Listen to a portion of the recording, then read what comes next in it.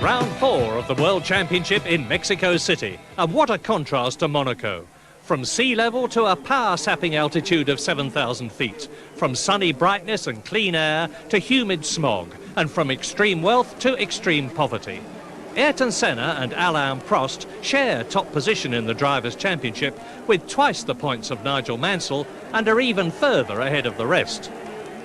Senna, winner of the last 2 Grand Prix, is Alain Prost's teammate, but no longer the Frenchman's friend. For Alain, the most friendly of men, is aggrieved with Senna on several counts. They first had words after last year's Portuguese Grand Prix, when Prost, making a determined effort to pass Senna's McLaren, was squeezed towards the pit wall at well over 150 miles an hour. And then there was this year's San Marino Grand Prix at Imola, where Alain and Ayrton had made a personal arrangement that the man who got away first would lead out of the first corner. In the event, Senna passed Prost, who was livid at what he regarded as a broken agreement.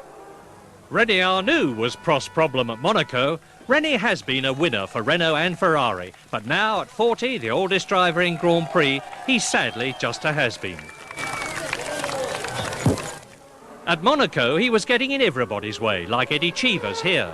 He cost Prost a possible win, and after the race was severely reprimanded by the stewards. A sad situation. But here in Mexico, there's good news for Onyx, who've qualified for the first time with Stefan Johansson at the wheel. And amazingly, after his horrific crash at Imola, Gerhard Berger is back for Ferrari. Even more amazingly, Gerhard has qualified 6th fastest, despite red raw hands. But Ayrton Senna is in pole position for the 33rd time to equal Jim Clark's 21-year-old record. Alain Prost, second on the grid, decisively beat Senna last year to win. So today is critical to them both. Third on the grid, Nigel Mansell, who won in 1987. He was first in Brazil but hasn't finished since. Will his innovative Ferrari gearbox last here? A quite magnificent fourth, it's Ivan Capelli in the new March Judd and the top V8 engine driver. Cioè della famosa mezz'ora di riscaldamento e di controllo da parte dei piloti e dei team delle vetture, ci sono state alcune piccole sorprese. Direi senz'altro, perché tu l'hai già fatto notare, il warm-up di questa mattina, a parte il solito Prost che ha girato in 1.21.017, ha visto Mansell secondo a poco più di 4 decimi e poi Senna terzo a quasi 1 decimo da Mansell e poi Alboreto, ottima sorpresa questa per noi, a soli 2 decimi, poi Allio, Patrese, Palmer, Berg e Johnson. Cosa è successo questa mattina? Ecco, la situazione ambientale è cambiata completamente. Dopo le piogge torrenziali di ieri sera, oggi c'è molto più umido e molto più caldo. La pista ha acquistato aderenza e che cosa è successo? Che le gomme scelte ieri per la gara hanno posto dei problemi ai piloti questa mattina, sia di assetto sia anche di scelte. Si sente mormorare, e più tardi Patrizia ci auguriamo ci sappia dare delle informazioni fresche, si sente mormorare che le gomme sci scelte quasi da tutti forse non riescono a fare la gara, quindi c'è gente che sta pensando di fare delle mescolanze strane. Non abbiamo ancora le ultime notizie, ma sappiamo che molti stanno pensando di montare le B sull'esterno. E poi c'è un aspetto, la temperatura sta salendo già a 25 gradi e qui in altura tu sai che è molto pericoloso. Certo, e questo è l'aspetto tecnico. Veniamo a un aspetto più umano di questo Gran Premio del Messico, che tra meno di 10 minuti prenderà il via, e l'aspetto più umano ovviamente riguarda Gerhard Berger, il pilota di cui avete sentito pochi momenti fa nello speciale interviste, avete visto anche le immagini relative a lui e avete visto che è ora, pochi istanti fa l'avete potuto osservare sul vostro teleschermo, è pronto, schierato al via nella posizione di partenza che gli compete in base alle prove ufficiali di ieri, ovvero in terza fila. Prove ufficiali che sono state combattutissime e che ci fanno rilevare qualcosa di, a mio giudizio, interessante, e ovviamente ne chiediamo conferma all'ingegner Forghieri. Lo scorso anno, tra la vettura di testa e l'ultima vettura dello schieramento c'erano 7 secondi. È pur vero che in testa c'erano le vetture con il motore turbocompresso e in coda le vetture con motori aspirati. Quest'anno però la differenza con vetture tutte a motore aspirato è di 4 secondi, ma quel che più conta, anche le vetture di testa sono molto... Senhor espectador, muito boa tarde. São 20 horas e 21 minutos aí em Portugal, 13 horas e 20 minutos aqui no México. A transmissão direta da RTP para o continente do Grande Prémio do México, a quarta prova do Campeonato do Mundo de Fórmula 1. A cidade do México e o seu autódromo Hermanas Roдрiges, palco para esta quarta jornada do Mundial. Tempo incerto, algum calor, temperatura de 23 graus, mas algumas dúvidas quanto ao aparecimento da chuva a manterem-se. Ainda ontem, quase na parte final do último treino da classificação, a chuva caiu, fortes batidas inundaram por completo a pista. Para hoje, as previsões meteorológicas apontam para que, eventualmente, a chuva volte a aparecer e isso poderá, naturalmente, afetar esta corrida, este Grande Prémio do México. Para me acompanhar nos comentários desta prova, tenho a presença do Henrique Cardão. Dois factos para já a salientar. Por um lado, a nova pole position conseguida por Ayrton Senna.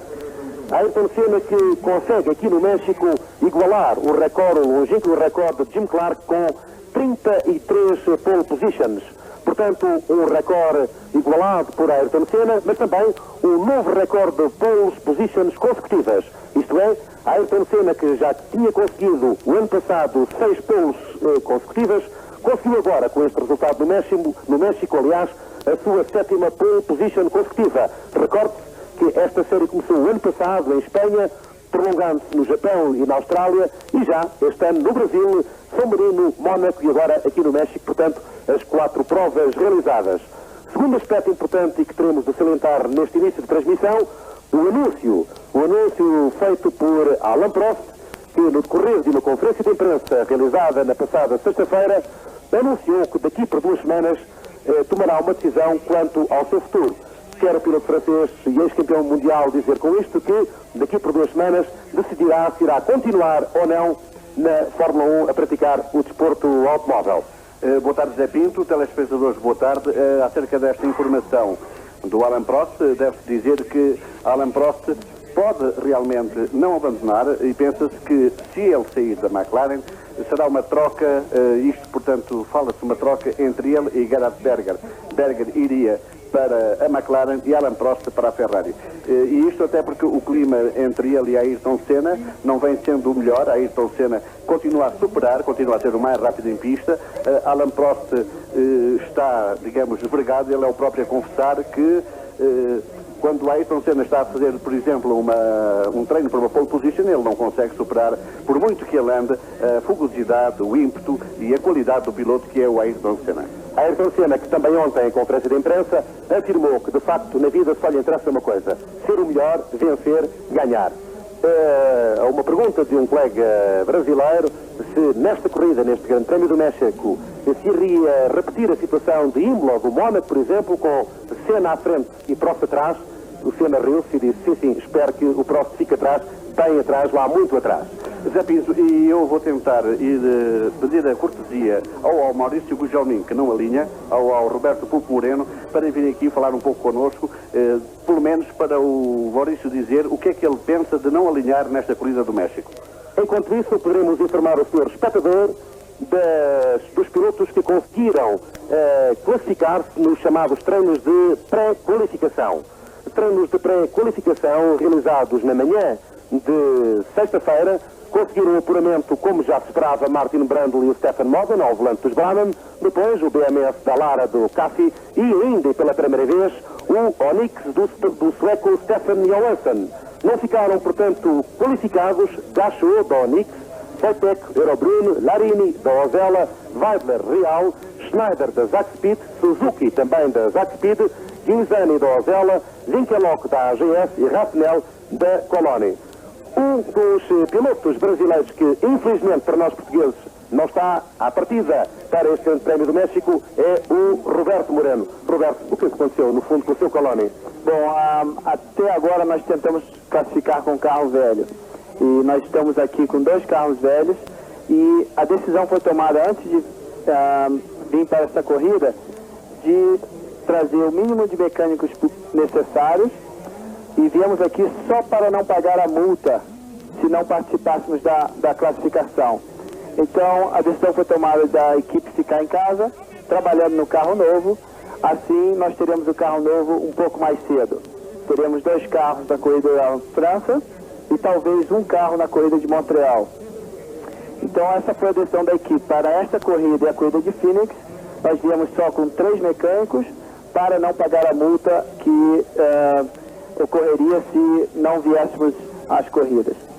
Roberto, muito obrigado pela sua presença nestes estúdios da televisão portuguesa aqui no México. É um prazer tê-lo aqui. Certamente que vamos voltar a falar consigo, ou aqui no México, ou mais tarde em Phoenix. Obrigado, Roberto. Muito obrigado a vocês. Um grande abraço a todos em Portugal. A presença de Roberto Moreno aqui nos estúdios que a televisão tem, naturalmente, nesta cabine de transmissão do Grande Prémio do México. Estamos a cerca de 3 minutos para a volta de apresentação. Será tempo, à altura exata, para devolvermos a palavra para Lisboa, para compromissos publicitários. Voltaremos dentro de instantes. Até já.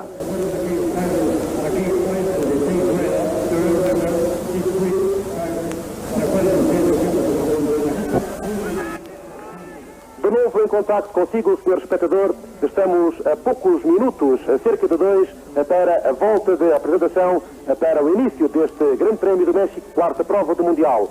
Autódromo Hermanos Roдрiges, Ricardo e Pedro, 2 pilotos mexicanos infelizmente já desaparecidos.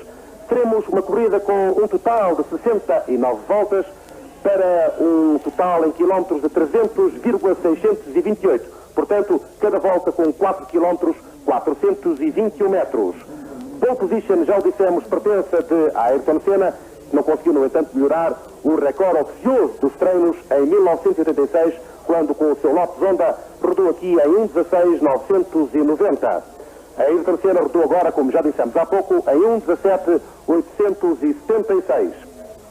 Pista 4 km, 421 metros, caracterizada pela forte ondulação, muitas bossas, bastantes ressaltos, que dificultam grandemente a atuação dos pilotos. É uma pista que apresenta, e passe a curiosidade, 15 curvas, das quais 9 são para a direita. Vamos então para já à grelha de partida. Na primeira fila lá estão, como sempre, os 2 McLaren. Senna com 1:17.8, Alan Prost com 1:18.773.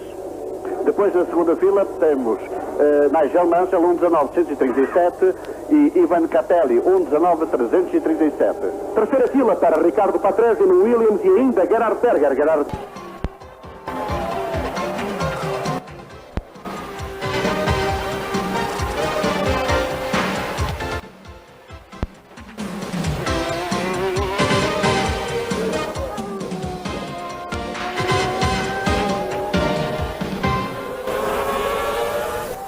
Round 4 of the World Championship in the thin air of Mexico City, and the grid has a very familiar look to it. On the front row of the grid, his 33rd pole position, equaling Jim Clark's record. Ayrton Senna of Brazil, 1:17.876. Alongside him, his teammate Alain Prost in the second of the McLaren Hondas. Nigel Mansell's right up there again with a semi-automatic gearbox Ferrari. Mansell in the Ferrari, and alongside him the new March, a superb performance from Ivan Capelli. On row 3 of the grid, Riccardo Patrese in the Williams Renault, and Gerhard Berger, staggeringly, he's back after that fiery accident. Gerhard Berger. On row 4 of the grid, Michele Alboreto, using the new Tyrrell to very good effect, and alongside him the duo Belgium, Thierry Boutsen in his Williams Renault. Row 5, it's the Brabham Judd of Stefano Modena, and alongside him, Derek Warwick in the Arrows. John Watson is with me in the commentary box, and this is the warm-up lap. John. We're starting off on the warm-up lap, the familiar sight of the cars warming the tyres yet again, coming back to the grid where they then take the start for the Mexican Grand Prix. We're looking from Ivan Capelli's car, in fact, right now. He started, or is starting, from 4th place, which is a very, very good performance indeed. March have got their 89 car here with the brand new narrow-angle V8 Judd engine, and really this is the first time the cars had a proper chance to perform. They ran it in Monaco, and it was very new, but now we're going to see, I think, something very exciting from Capelli and March. Yeah, Capelli's an interesting driver because I believe he's the only guy that wears glasses in Grand Prix racing. In fact, over the last 20 years, there's only been 2 or 3 drivers ever driven in glasses. Yes, there have been very few drivers wearing glasses, and in fact, I think wearing glasses here in Mexico is going to be a big disadvantage because the track is very bumpy. Mexico is on one of the fault lines, and earthquakes are a very common occurrence, minor shocks, whatever. So the track tends to get very, very bumpy one year to the next. So anybody wearing glasses, I would have thought, would need to make sure they keep the things well stuck on, otherwise he may have a problem. But I'm not sure, in fact, that he doesn't really wear contact lenses when he's racing. When he's not racing, wandering around the paddock and dressed up sometimes like a clown, as he often does, he wears glasses. In the car, I have a feeling he wears contact lenses. Yes, so that's Ivan Capelli, and I think we're going to have an exciting ride with him. But very much a red and white front row of the grid, a team McLaren who you drove for. Do you think there's any way they can be beaten here? I think the only way they can be beaten really is if they beat themselves, and if the rivalry that exists between Prost and Senna at the minute deteriorates into something that becomes very acrimonious. But the team is a very professional team, and in spite of having 2 very strong and professional drivers, the team really does have the charge. And the kind of thing that we saw and heard about later from Imola, where there was a sort of a private agreement between the 2 drivers, there are no longer any private agreements. Anything that is arranged between the 2 drivers, the team must be informed of, and I'm sure both drivers are more than capable of doing a professional job, and by doing so, that means not knocking each other off. But you never know, you've got to wait and see. I gather the legendary Juan Manuel Fangio of Argentina has told Alain Prost that he should retire at the end of the season. There is talk of him even joining Renault, or it may be a Williams Renault next season, but it'll be interesting to see. This is perhaps the last race in the psychological warfare battle between Senna and Prost, where Prost can really have a big go at Senna. Start, of course, is vital. Just seconds to go now. You'll see probably in the corner of the screen the red light come on for the traffic light. The button will go to green in approximately 6-7 seconds, and we'll be off on a fast ride here at Mexico City. I think, Andrew, one of the things that Fangio didn't mention was that really Prost may not wish to retire, but there are a few guys out there who I'm sure most of the other competitors do wish would retire. I'll not name them right now, but I'm sure that the viewers have a fairly good idea who they are, having read the report of Monaco Grand Prix and other races. And you appearing in one of the tabloids also. Yes, I had to say they dug it up 5 years ago. I didn't realise it was so important. Right there in the box, you see the traffic lights. They have not yet gone to red. Everyone seems to be all disappointed to see Nelson Piquet right on the very back row of the grid. But good to see the Onyx team, the new Bob Roдрiges team, with Stefan Johansson in the race. The lights go to green. A great start from Nigel Mansell through the middle. Superb start from the automatic gearbox. Senna, it looks, it's just in the lead from Mansell. Yeah, Mansell drops in behind him. The rest of the field going away. A long run for the first corner. Roddern's diving down the inside, trying to get through. And oh, here we go. Lots of people, Yes, there's a bit of a normal first corner. Not quite a shunt. There's Nakajima trying to get back on the track. I think he's not having much success. His rear wheels are spinning furiously. And the chaser is involved as well.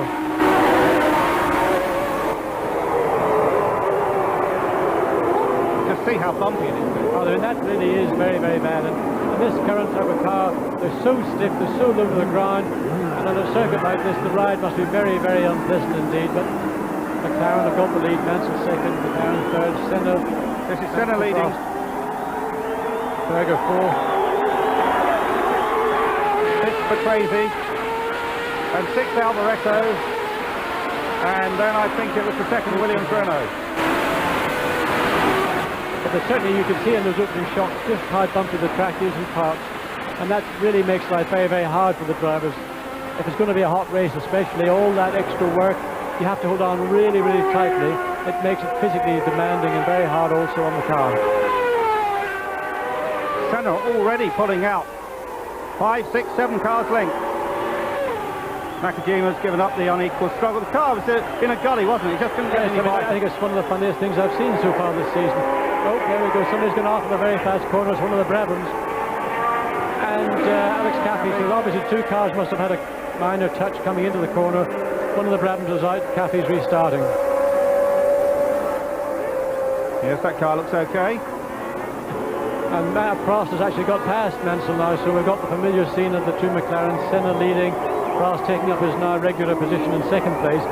but we're at a circuit where it does, I feel, suit Prost's style of driving, and let the race settle down and a pattern develop. We might find that Prost can in fact do something, but I don't know why Senna going very slowly, or what's happening.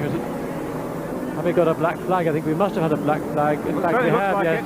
I think, yes, there we go. We're having a replay of what's happened.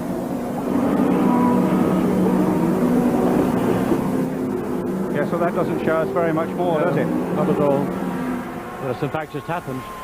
There you are. So it was one of the Ligiers, looked like Gruyère's car, one of the Brabhams, we don't know which one it is. And maybe Martin Brundle, and also Catfish car was involved. Yes, there's a red flag. They're going to restop the race. They're going to have probably 5 or 10 minutes to wait, and then they will restart, and hopefully they'll all get through the first corner clearly this lap. Obviously there was a minor skirmish in the first corner on the first lap, but this is the real reason why the race has been stopped. Yes, I think it was that first lap, the first corner skirmish. We saw everybody locking up, and then the cameras didn't go with it. And I think this accident happened, in fact, on the start of the second lap. Yes, it did. And this is a corner, in fact, that Senna on Saturday criticised very, very greatly indeed. He said the corner is much too dangerous. It's the quickest corner, he believes, in any Grand Prix circuit these days, and he's very unhappy about it continuing included on the Grand Prix track here. But it is Modena, and we saw him running back. It will be a completely new race, of course, stopped on the second lap. So a completely new race, none of this complicated business of adding up the two parts as we've seen on a number of other occasions. And it's going to take a little while. That car doesn't look that badly damaged. No, it doesn't, but I suspect that Modena will try and run back to the pits and jump into the spare car. We can't really see how much damage there may be. Very often damage is hidden underneath all the bodywork of the car. So we assume that Modena will restart in the spare car. And it gives Nakajima a second chance. A very lucky boy today. Yes, he doesn't have much luck sometimes, and I mean, I don't know if he knows what's going on, but he certainly is trying to get back to the pits, and he probably will have to restart from the pit lane. I don't think he'll be allowed to take up his position on the grid, but we have to wait and see. Yes, well, Nakajima qualified 15th, and as we mentioned before, Nelson Piquet was 26th. I think maybe when Fangio made his comments about Prost, he might have thought about Nelson as well. I mean, what is going on or why something has happened, I have no idea. Yeah, so this is going to take a little time to sort out. And lots of officials running around. Everybody be on the grid. What about this situation where we had a race like that, the adrenaline's pumping, and then you suddenly have to wind down and do it all again? That must be the worst thing for a racing driver. It's something that I didn't have to do too often in my career, fortunately, though it seems to be something that's quite a common occurrence these days. And it is difficult. You work yourself up. You've got 2 or 3 hours after the warm-up in the morning to get prepared. Then suddenly, within a lap or 2 laps, the race is stopped. You have a short time, in fact, to get yourself ready to go again. But it is difficult, and it's unsettling for all the guys, particularly the people in the midfield and everybody. This race is so closely bunched. Yes, well, as we have this lull, we'll be going to a break in just a moment.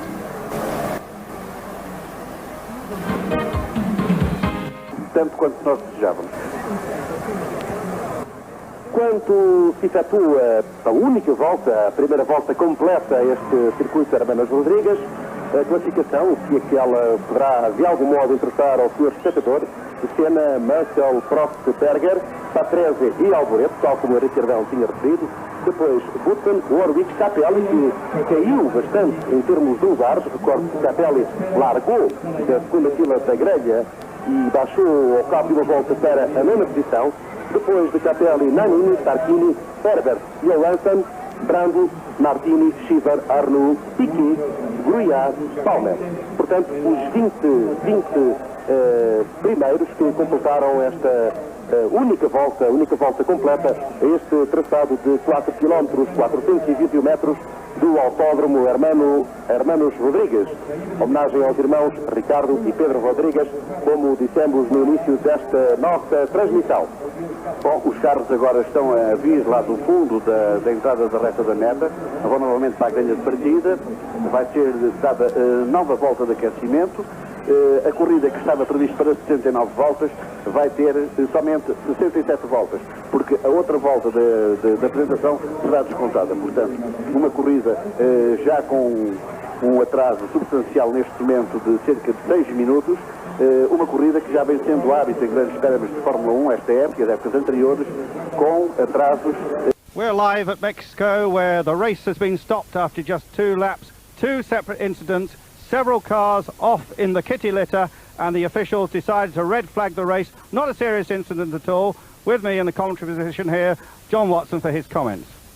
Yes, we had a rather messy start in the first corner on the first lap. The guys at the back of the grid didn't slow down quickly enough, and that caused 2 or 3 people to have a minor moment. But then, just coming up to the end of the second lap, 3 or 4 cars went off, one of which is the Brabham we're seeing now being pushed out of the way, Stefano Modeno's car. Alex Cathy was involved, and I think Olivier Gouillard in the Ligier. So quite what happened, I don't know. Looks like Modena's car isn't going to be running again, but they do have a spare car. And we saw him running back just before the break to the pits, and I'm sure he will be in that spare car, ready to take the restart. Part 2 Mexican Grand Prix, here we come. Yes, and you say part 2, but in fact it'll be a completely fresh race because the race was red flagged before 3 laps.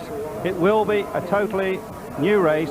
The previous times don't count at all, and that is the reason why certain people may be able to get back into the race. We saw Nakajima off the racetrack, and he was stuck, and he'll be able to get back in the race. There's Alain Prost's car being pushed to the grid. You see the tyre warmers ready to put a bit more heat into the tyres. You wonder actually in some of these warmer climates why they actually want to use a tyre warmer, because the ambient temperature must be quite high.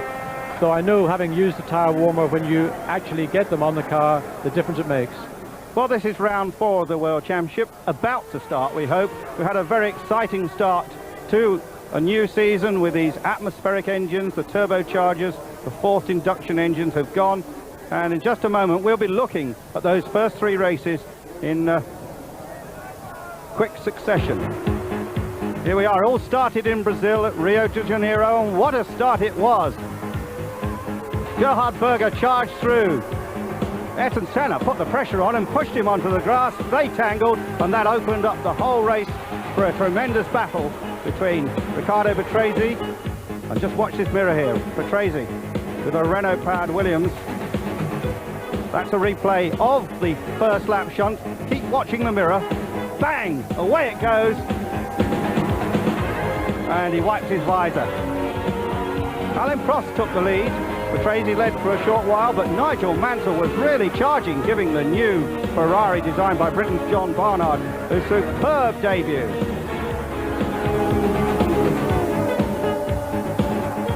Mansell zaps by on lap 28. He subsequently made a pit stop for fresh tyres and a second pit stop, and still came through. His first drive with Ferrari, Nigel Mansell, the boy from Birmingham.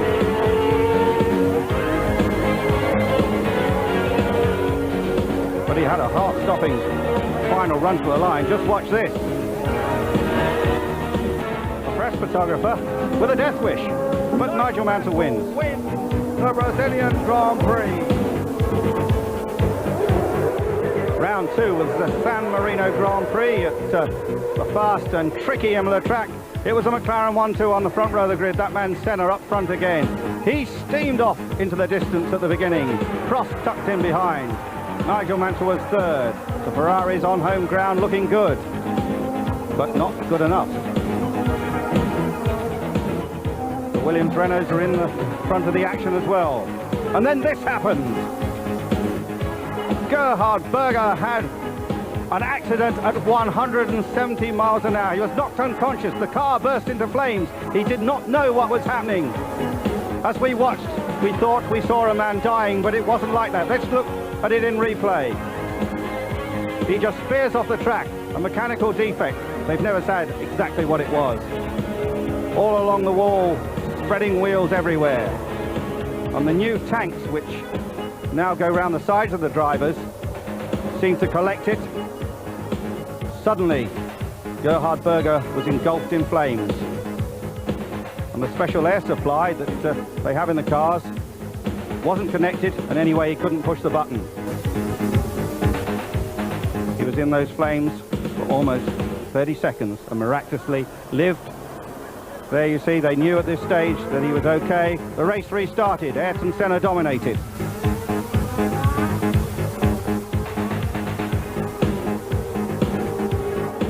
Senna through that chicane before the pits.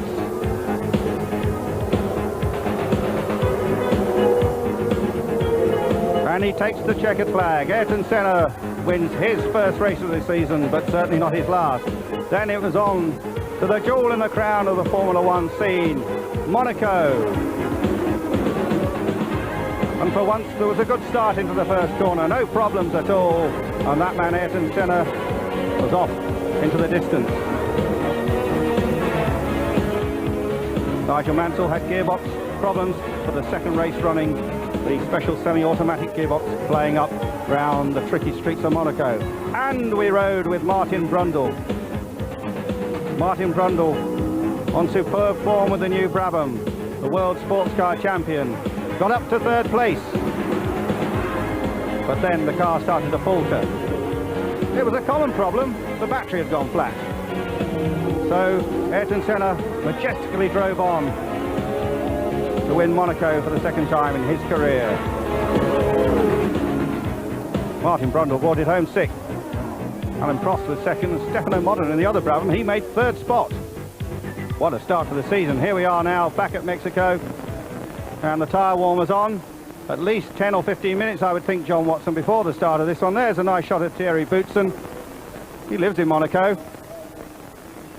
Very fit Belgian, hoping to be the first Belgian to... There's Alain Prost now, what's he up to? I think he might have been, got caught short a few minutes, and he's just gone back to check everything out. Obviously the restart's going to take place in a few minutes, but Alain looks very relaxed and very, very at ease with everything. Yes, they tend to drink a lot of water. There's Michele Alboreto. Drink a lot of water or fluids before the race, and perhaps because he isn't now sweating it off, it as you said, caught him short. There's Michele Alboreto, but we'll be looking at the final qualifying times. And as we said, on the pole, Ayrton Senna, 1 minute 17.876, his 33rd pole position, and he equals the record of the great Jim Clark of Scotland.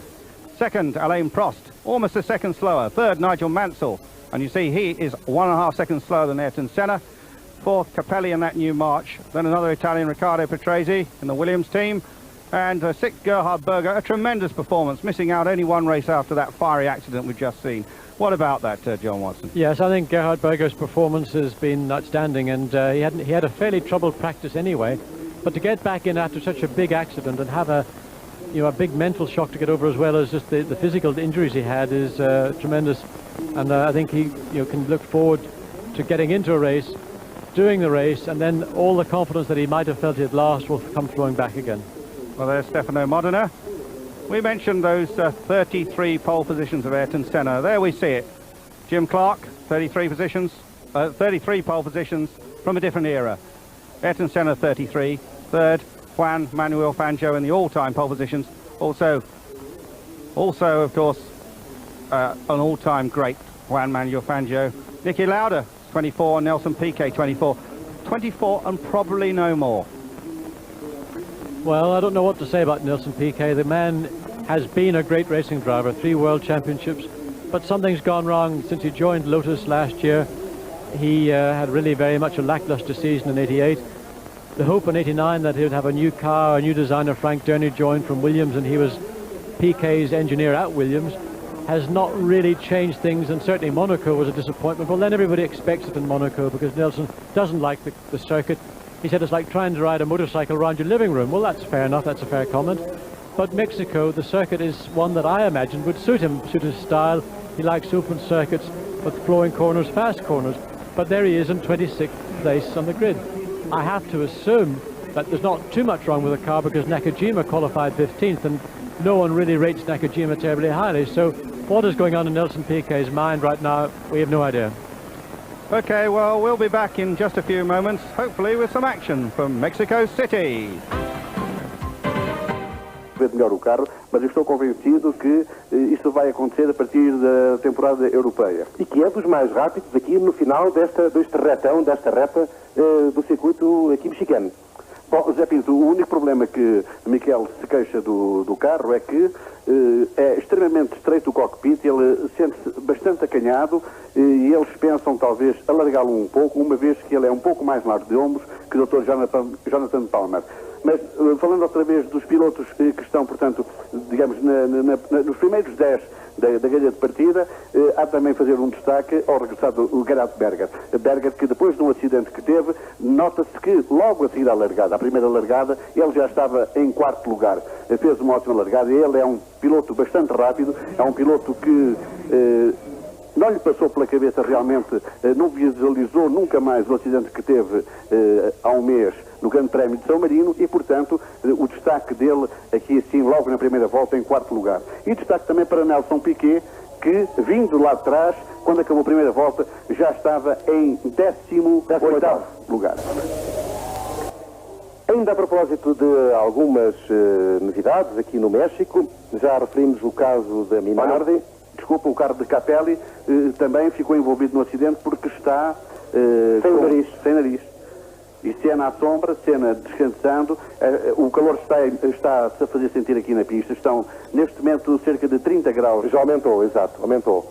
Mas dizia eu, para além da novidade Minardi, da nova tomada de ar instalada... Back in Mexico City with Ayrton Senna, looking casual, relaxed, ready for the race. Already stripped his overalls down to get himself a little cooler. One of the things, Andrew, I'm very surprised at after Berger's accident, when we saw that cars still do catch fire, we see a shot of Ayrton Senna wearing what looks like a T-shirt. I don't know what he thinks he's doing wearing that. I know they wear 3-layer overalls, which are flame-proof overalls, and those 3 layers do give you a lot of protection. But I still feel it's important to wear a full-length flame-proof underwear, which is like a roll-neck sweater, long sleeves, and the same corresponding long john pants, because that does give you that little bit of extra protection, not against flame, but against heat, and heat does as much damage as a flame does. I'm surprised to see Senna not wearing a full Numex underwear. Yes, I certainly agree with that comment. That's the March. I think that's Capelli's car. Or is it Gugelmin's being pushed back? Oh, well, it's somebody's run over a mechanic. He's a sore ankle. He's all right. Here, Capelli's coming out of the... He's been in the pits for some reason. Yes, well, they're letting everybody change their tyres, it appears. Of course, we had this situation at Imola, where the race was stopped after the accident to Gerhard Berger, and the clerk of the course instructed a couple of drivers, Alex Cappy and also Ricardo Patrese, Thierry Boutsen, to actually change punctured wheels. They were then subsequently disqualified from the race, but have had those points now reinstated. Yes, that was just a sort of, I think, a misunderstanding. It sometimes happens in Formula One. While the organisation on the team side is pretty high, we do sometimes still suffer a little bit of disorganisation on the organisers' side. But rightfully, Boutsen with the Williams and Cathy and the Dallara had their points reinstated. And of course, poor Jonathan Palmer, amongst others, was one of those who lost the point from Imola, which he'd gained through other people's temporary misfortunes. So, as I understand it, that position wasn't written in the Formula One regulations, what would happen. And it had happened in the Formula 3000 race at Brands Hatch in the previous August. And Williams used the document from the stewards of that meeting as evidence to win their appeal, apparently. Well, I'm delighted they did win the appeal, and also I'm delighted they clarified a situation which could happen again. In fact, here's probably a very likely situation where, when we see Capelli sitting in the pits, why he's there, why he had to go into the pits and didn't remain on the track, we didn't get to see. But I believe that he will have to start from the pit lane after everybody else has taken the formal start, which is a great shame, having seen the performance of the car in qualifying and in practice, that a car that maybe not going to be a race winner, but a car that has the potential to finish in the top 3, now is going to have to start at the back of the grid.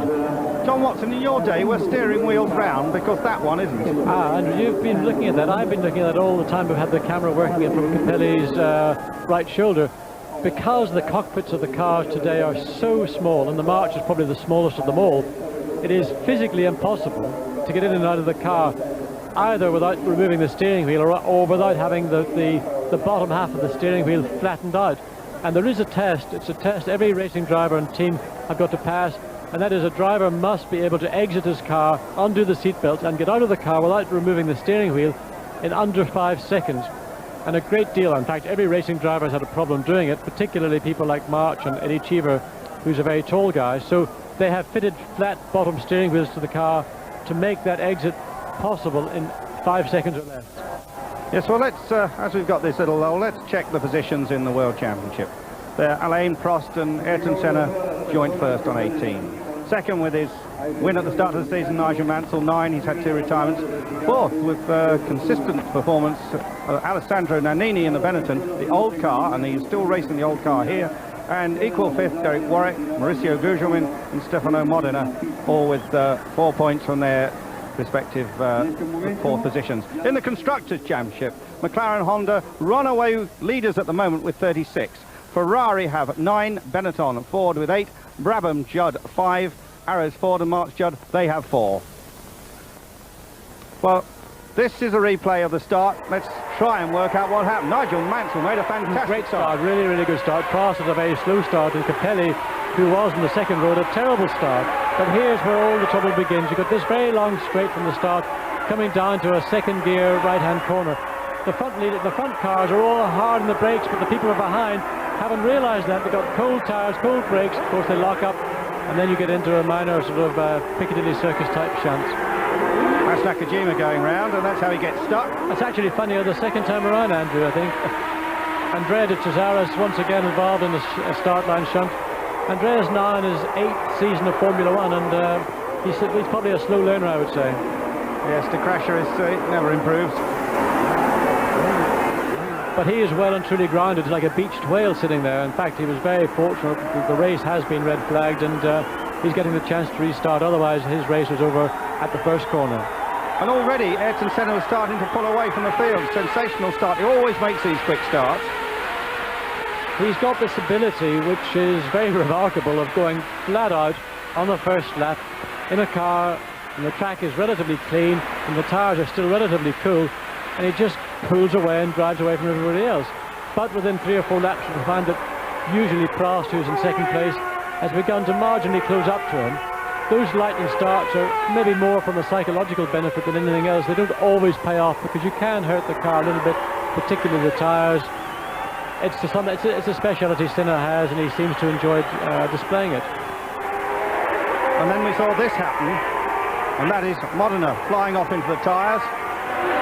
Cafe there seen backing up after a spin, and Olivier Grillard in the Ligier was somewhere involved as well. We didn't get to see him there, but he was involved somehow. Seemed to be that someone was rather quick on the red stop button for this race, because that Brabham was well out of the way.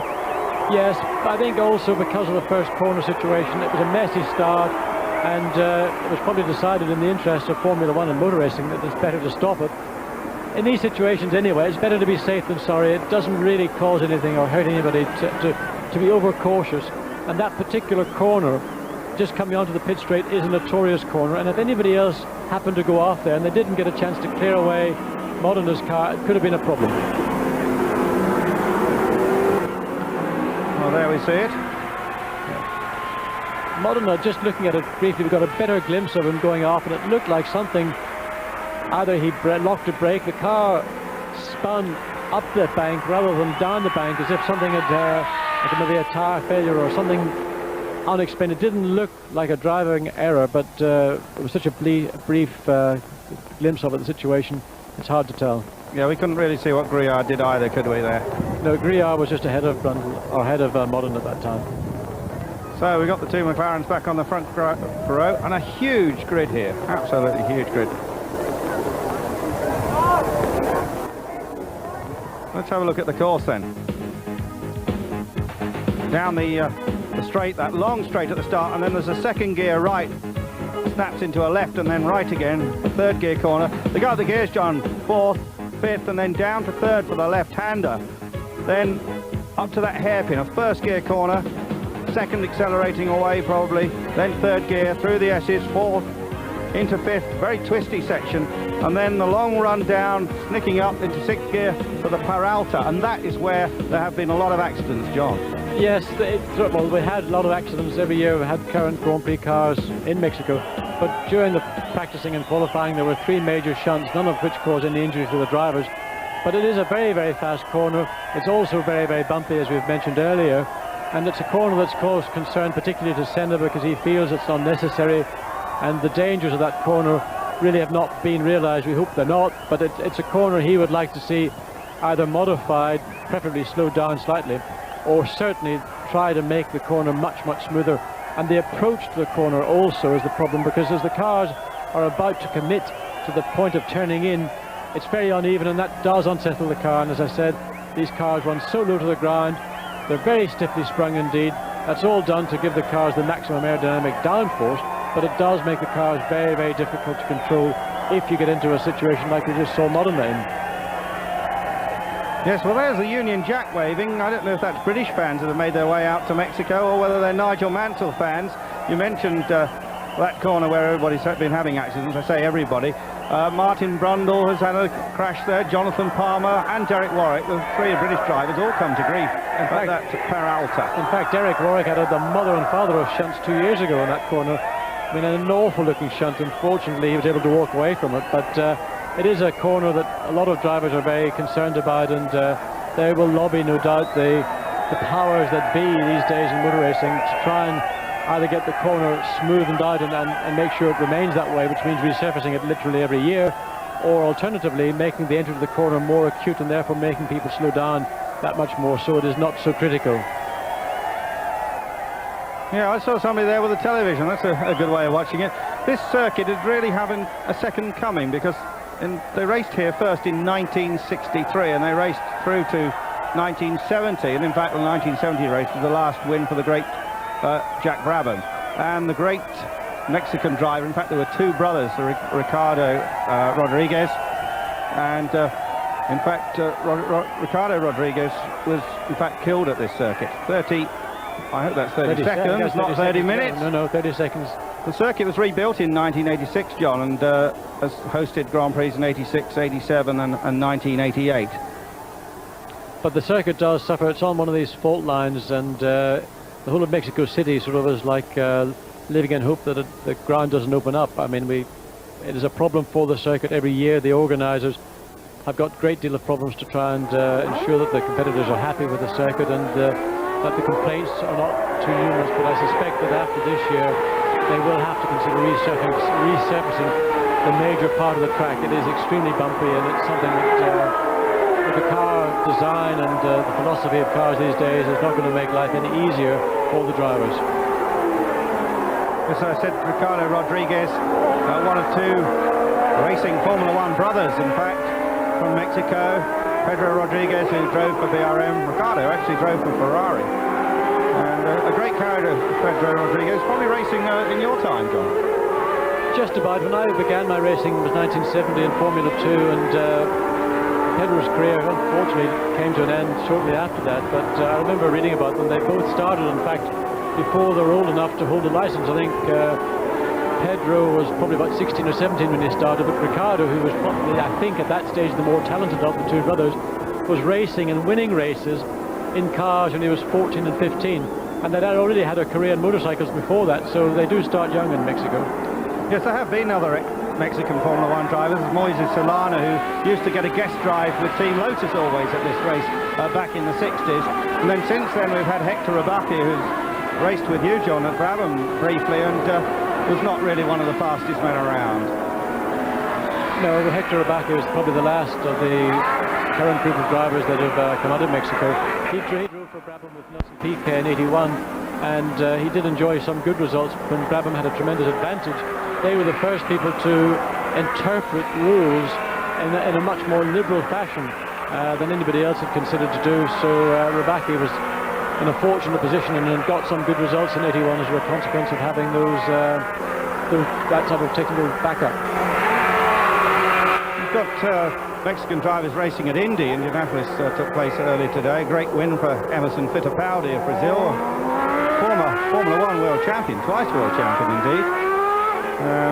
Jose Lagarza, and now you've got the Jourdain brothers, Bernard Jourdain making his debut at Indy, I believe, today.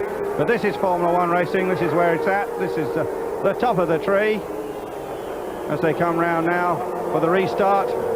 Second restart of 4 races this season. The race reduced to 66 laps.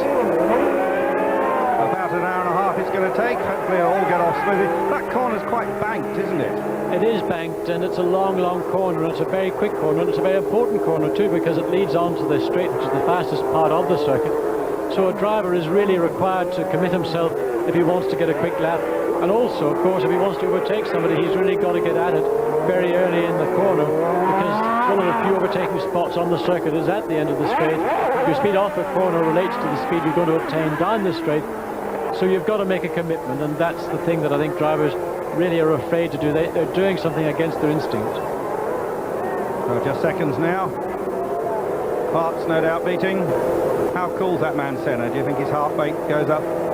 That probably goes up about 1 or 2 beats per minute. I wouldn't have thought much more. Probably has a resting rate of about 35 anyway. Red lights on. Goes to green. Yet again, Nigel Mansell comes through the middle. He doesn't. The McLaren shut the door on him very firmly indeed, but a good start. See if they can make it round that first corner cleanly. It's the two McLarens. Senna first, Prost second. This time they've got a better start.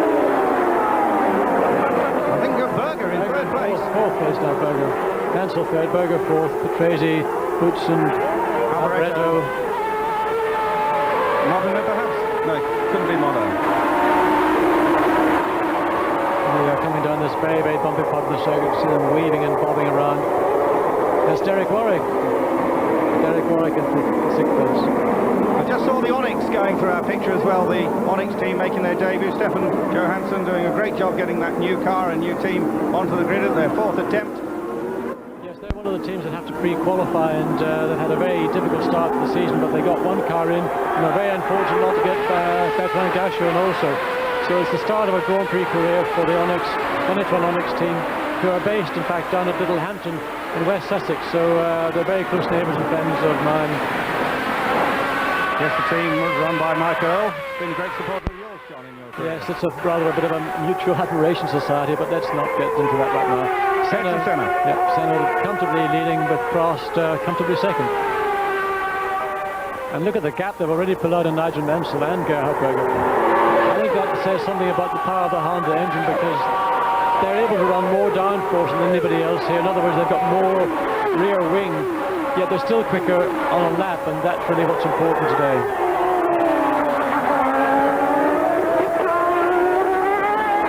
This looks very much like a replay of what we saw in Monaco. Berger is in fact taking it rather easy by his terms on these opening laps.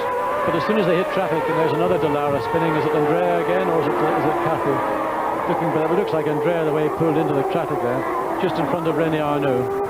And this time Senna is not pulling away. No, he's not. And this is what happened in Monaco. We saw Senna almost appear to be in trouble, and then suddenly when he hit traffic, he just put it into overdrive and dropped Alain Prost like he wasn't in the race. So maybe Senna's decided there's no point in doing these startlingly impressive first laps. He's in the lead. Alain's not likely to be able to pass him, certainly not in this part of the track. And come the long fast corner onto the start of the start-finish line, I'm sure Senna will have such an advantage that Alain will not be able to get close enough to him to have an overtaking shot. So they've got McLaren 1, 2, Ferraris 3 and 4, and then Williams Renault 5 and 6. Very equally matched the drivers from each of those three teams. Looks like Senna's just begun to ease away marginally in Prost. He seemed to pick up maybe a couple of tenths there. And that, coming no doubt into that corner, he's more committed in his driving these days than Prost is. Alain does not drive as if this is his next race depends on it. He's very much more prepared to be prudent about it and sit back and observe. And the strategy he has for a race today is usually very well thought out. And if he doesn't think he can beat somebody in sheer speed, he'll go for second place. This is lap number 3. There are the two McLarens out in the lead. They won every race but one last season. So far this season they've been beaten just the once at the beginning of the season. And in fact in that race, Andrew, I would say that Senna beat himself, because he did try to squeeze very much on Berger. And I think that when you're the world champion in the first corner, the first lap of the first race, you don't do those things. I think that that still shows that there's a little bit of learning still to be done by Ayrton Senna, as brilliant and great as he is. Yes, still that little raw edge once in a while it shows. It showed at Monaco last year. And he threw the race away when he was absolutely walking it. He was walking it, and he was actually told to slow down, and I think that was the trouble. Capelli in the pits. Yeah, it's a sad day for Capelli, having been fourth in the grid. It's not a very fine end to a very good practice performance. I think he's going to be in the pits for quite a while. They don't look like they're going to do very much to the car. On to lap 4 then. McLaren's just pulling out about a second that lap. This is the kind of circuit, in fact, that suits Prost's style of driving. In Monaco and all the aggression that you get on street tracks, he's not entirely comfortable with, and he's done all that anyway in his 10 years of Formula 1. But here in Mexico, where you've got a lot more flowing corners, although there are some twiddly slow bits as well, but the S's that follow after this section that we're just seeing right now are a section of track where his particular technique and his very, very fluid style of driving appears to show benefits, and he seems to make up the ground here that he might lose on the very fast part of the track, for example, to Senna. So we're seeing the difference between the two drivers, and also possibly the difference between the car setups of the two drivers. During a recent test, it was interesting that Prost went quite a lot quicker than Ayrton Senna did, and they were working apart as opposed to together. So don't write off Alain Prost at this part of the season. Because he's been beaten by Senna in the 2 last Grand Prix, it doesn't mean that he's going to be beaten throughout the season. And Gerhard Berger, just 35 days after his crash, that fiery crash that we've seen so many times now on television, in 4th place, hanging on to Nigel Mansell. Well, certainly doesn't seem to have affected him psychologically at all. He's had the benefit of a great man called Willie Dungal, who treated Niki Lauda after his awful accident in '76, and who then went on to train the McLaren drivers. In fact, I was part of the regime when Dungal was there. And I think that Berger is doing everything right now. All he has to do is to finish this race. If he can finish in 4th place, it'll be a great result. If he can finish any higher, then it's even better. But what he wants to do is just get through the race and get the race over with. And it is. Gerhard Berger in 3rd place and Nigel Mansell 4th, in fact. Indeed, you're right, Andrew. I don't know why we got that one wrong. Yes, definitely Gerhard Berger in 3rd place.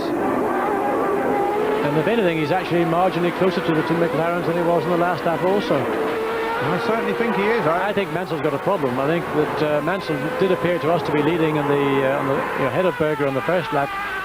But Berger is gradually and marginally closing up to the tail end of Prost's car. Can never be sure with those McLarens when they're driving absolutely 10/10. They may just be conserving tyres, conserving brakes.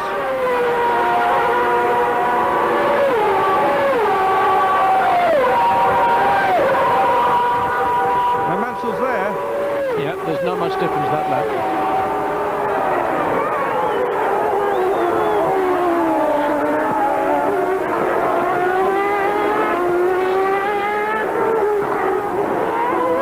The 2 Williams, V10 engines from the Williams, V10 engines from the Hondas in the lead, and V12 engines from the Ferraris. Glorious sounds from Grand Prix racing cars this year. The turbo era really had cars which had a somewhat strangled noise. Mansell just putting a wheel on the inside curb there, John. Yes, that's a part of the circuit. Everybody, you've got to really get the car in. You've got to bite the curb rather than just caress it. Because otherwise you slide wide and you lose time and lose grip and get rubbish in your tyres. So, but it looks untidy and not a very correct way of taking the corner. It actually is an advantage to do so. But it's not very pretty at the end of the day. I don't like it. The means justifies the ends, I think, in this particular case. Some racing circuits have the curbs more built up than that, so they've got a larger chamfer on them. Those curbs are fairly gentle, aren't they? They're there to be used, I think. It's to stop people. If they weren't there, then they would be driving over the grass, they'd be using parts of the track that don't exist. But they're shallow enough to allow a driver to put his wheel over it and not for it to unsettle the car too much. But now, actually, Mansell's caught a little bit up to the tail of Berger. He's maybe taken a few lengths out of him. So we're getting a race, 3 races of the 3 teams, McLaren, Honda, Ferrari and Williams, and the rest are sort of struggling along behind. Yes, there's the placing after 6 laps, a total of 69. It may be shortened to 66, we'll get the word from race control No doubt later. Showers of sparks still from the cars. I thought that was going to be banned at one stage. Well, Mr. Belair said he was going to ban it, but I mean, when did he last design a racing car, tell me? Just explain what's making the sparks. The cars run very low to the ground. One of the problems with that is that they're going to hit the ground, so they fit skid blocks, and some of the skid blocks are made of titanium, and it's the titanium flashes that you see when the car momentarily kisses the ground. You get a shower of sparks, and that's from the titanium skid blocks which are attached to the lowest points of the car, which are usually the back of the engine, bottom of the gearbox, and any part that would be liable to come into contact. If you didn't have them there, what would end up happening is the bottom of the car would get worn away. But the advantage of running so low is primarily in the aerodynamic downforce that these cars are generating. And if you run a car like this, there are advantages which you would have to give up if you had to prevent the cars from throwing these shower of sparks up. So it's bending the rules slightly, but of course Mr. Belair did say last year he was going to stop all this, but he hasn't had much success as far as I can see. Mansell having a go at passing Berger, for sure. Yes, we didn't see what the outcome of that was. Patrese just leading Boutsen. Certainly the Ferrari is locked in combat. Berger and Mansell getting on pretty well together. Nigel Mansell has fallen out with some of his teammates in the past. Nelson Piquet had a few words to say about, but they seem to be working very well together. Yes, I think that the character of these two people is much closer than it was with Piquet. Piquet is Brazilian, very Latin, and Nigel is, you know, from Birmingham and very British, and the two characters, two personalities just seem to rub against each other, and it created some very unpleasant periods and moments during their 2-year relationship. In fact, it was a non-relationship, I would say. Because Nigel drove for this team last year. Hasn't regretted leaving the team yet. He's happy with Ferrari, but he makes regular trips back to the Williams motorhome in the paddock for a cup of tea. Very wise man. I do that myself. I like a cup of tea when I'm travelling abroad. I find it most certainly helps combat the high temperatures, particularly in Mexico. Well, after that tea commercial, we'll get back to the race. And Alain Prost pushing Ayrton Senna quite hard. Is he going to have a look? No, he doesn't. Lap 9. He's not really in a position to have a look. He's really running quite close to Senna. It will be having an effect on his car, because when you run so close to another car, you do lose a little bit of downforce. Your front wings run very close to the ground, and there's a big hole literally behind Senna's car. And if you run your car in that hole, you're going to lose downforce. And here we've got the Cesaris coming into the pits, maybe as a consequence of a spin early in the race, but he's going through the process of changing tyres. Can't be a tyre changed only at this stage in the race. Looks as if one of the Lola Lamborghinis have been in as well. Saw a lot of those mechanics running about. There is Senna, brilliant Brazilian.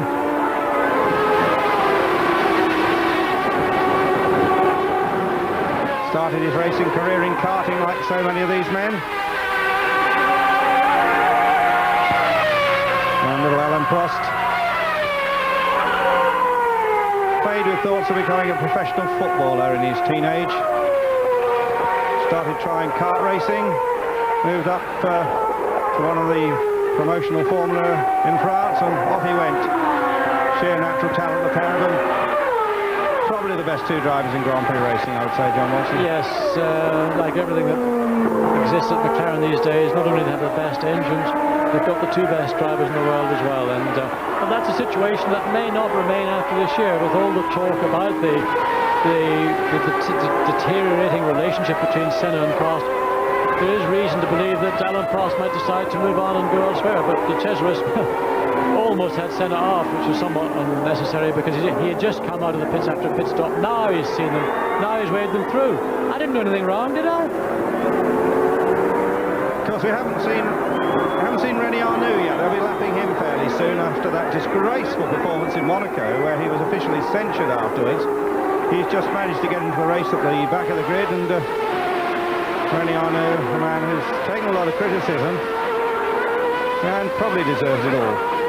He does deserve a great deal of it, and I've been a part of that criticism, in fact. But on the other hand, the guy has won a lot of races. He has been stunningly quick, and the only thing I have to say is that when a driver ceases to be stunningly quick or win a lot of races, and has had as many Grand Prix as Arnaud has had, and is as uncomfortable in the normally aspirated cars that he is professing, maybe the time is well nigh for he may consider to either stop Grand Prix racing or stop racing altogether.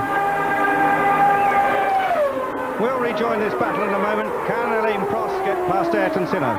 Join us in just a moment. Lugar.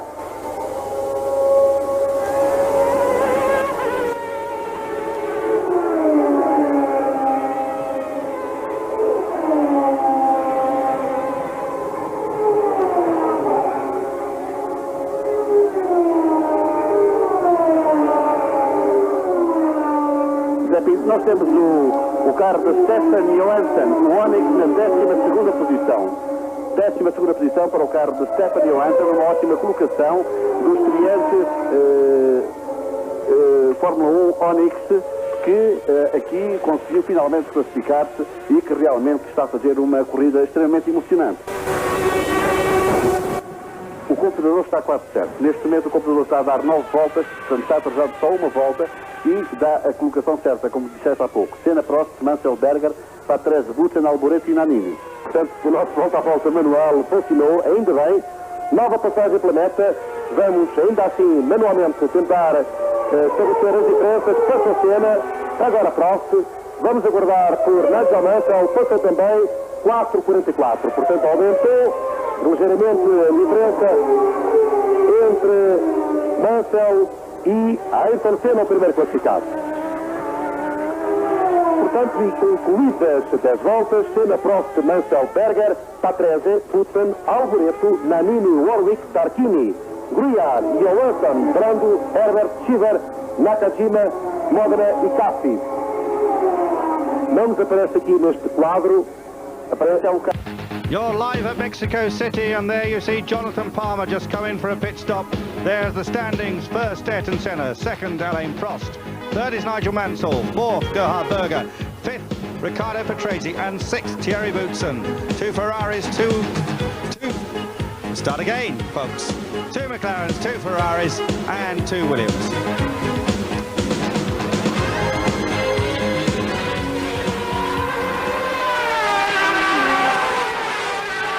So this is lap 12.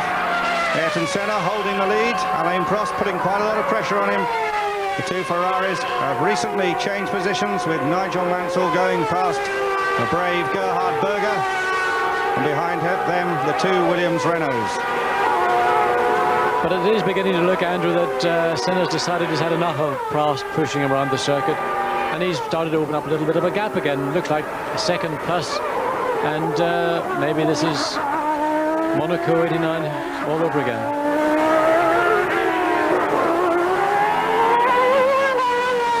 Yes, the 2 McLarens. Yes, definitely you are right. Jonathan Palmer, we still see in the pits. I think you're reading the race exactly, John Watson, that Ayrton Senna is starting to pull away. But can Nigel Mansell reel in Alain Prost? The Autodrome brothers, Rodraguez.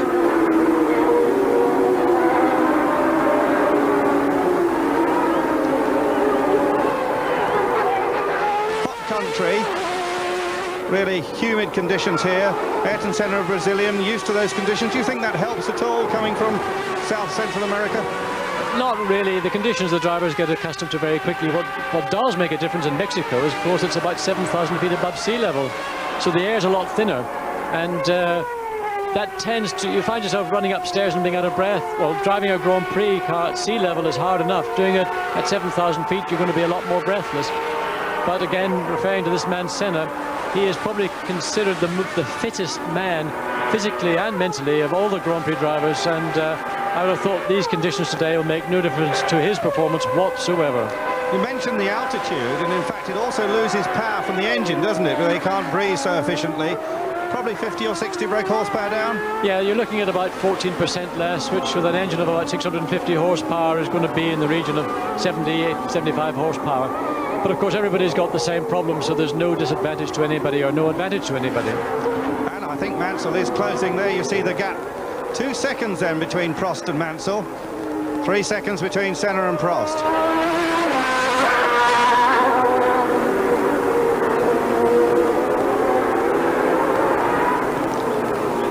Well, perhaps Alain Prost has got a problem. He has dropped back very quickly.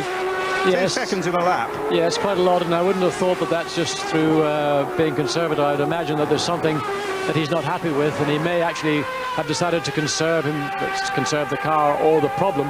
But the way Senna's moving away from him, it's certainly out of character of Prost to let him get away so quickly at this point in the race. We know most of the teams have pits-to-car radio communication. Is it likely that Prost will talk back to the team, tell them his problem? Yes, indeed. I mean, if there is a problem, they will know about it very, very quickly, because if he's deciding to come in for that problem or that particular reason, they want to be prepared. So if he's, say, having a gearbox problem, that's something they can't do anything about, and they'll just say, well, soldier on, do the best you can. In fact, Senna in Monaco had a gearbox problem, and he ended up losing 2 gears, first and second gear, but he managed to cover it very cleverly. He didn't tell the pits, and therefore Prost didn't get to know. So there's quite a lot of strategy involved in what you might want to tell the team in case they relate to the other driver and give him some opportunity or advantage. 4 seconds between Ayrton Senna and Alain Prost, but Prost definitely now has Mansell closing. Nigel Mansell is the man on the charge. Whether he can catch this man, Ayrton Senna, is another matter. But it looks as if he's going to start challenging Alain Prost, possibly within the next couple of laps. I wish we could get a look at it, because all we're doing is following around Ayrton Senna, which is wonderful, but it's not much of a motor race at the front when you've got nobody around you, is it? Senna just clocked the fastest lap, 1:22. Still a lot of fuel on board these cars. They'll be going quite a bit quicker than that, I would suspect, later in the race when they're running near empty. Past the start-finish line again.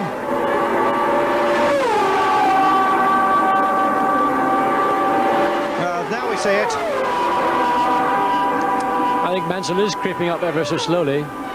He's probably got to struggle, because the Ferrari engine, in spite of the new airbox which they're running in the car, and which does give it a slight advantage, is probably still a bit short of the Japanese Honda horsepower. But Nigel will give everything he's got, he always has done, and if he thinks there's a chance of second place, he'll certainly go for it. There's Derek Warwick lying in 7th place.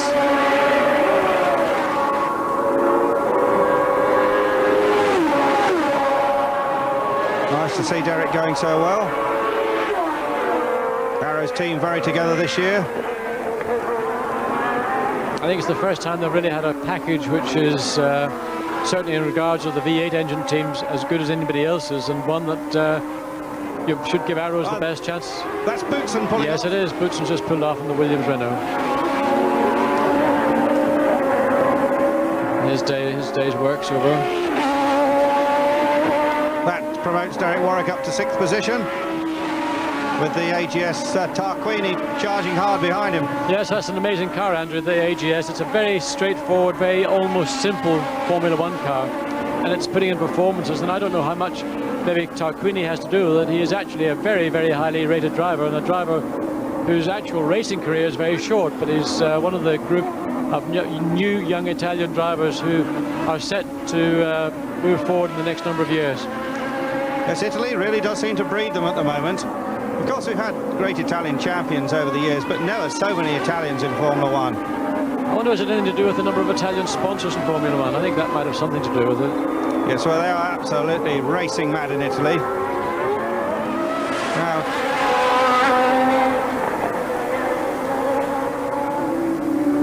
tyres quite a factor in this race with the heat. Yes, the heat, also the abrasiveness of the circuit, and the fact that that long corner coming onto the pit straight puts a tremendous load on the outside tyres, and that's usually the problem. Once the outside tyre on this circuit, which is the left front and left rear, start to go, when they start to lose grip, then the car lap times will drop dramatically. So it's important to try not to work that side of the car too hard in the early part of the race. Otherwise, you may have an early pit stop for tyres, and that can, of course, lose your place as well as overall points in the end of the day. Johnny Herbert trying to get past one of the Lotuses and succeeding. There's Frank Williams in the pits. Frank in his wheelchair. He may well have actually got Terry Boutsen talking to him right now, explaining the reason why he is retired. And behind him you see some of the special flight cases. And here we have Nigel Mansell. No, it's Berger. No, Berger, sorry. Gerhard Berger coming in the pits.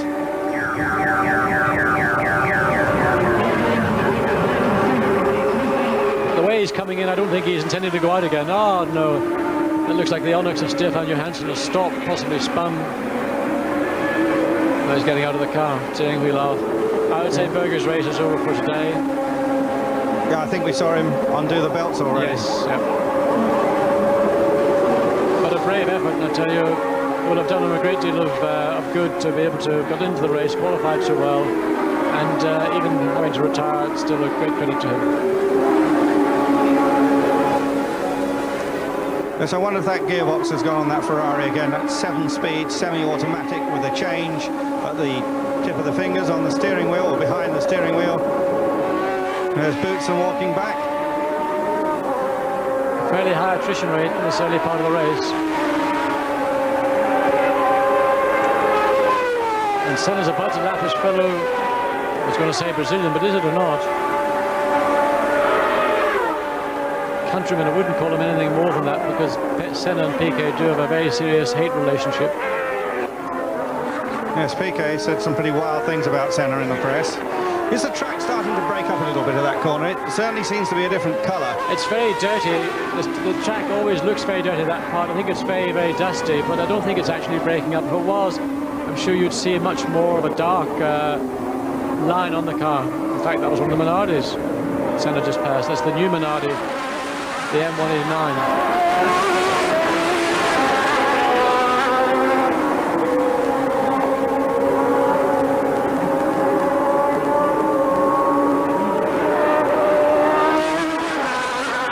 That's a nice camera angle looking down into the cockpit.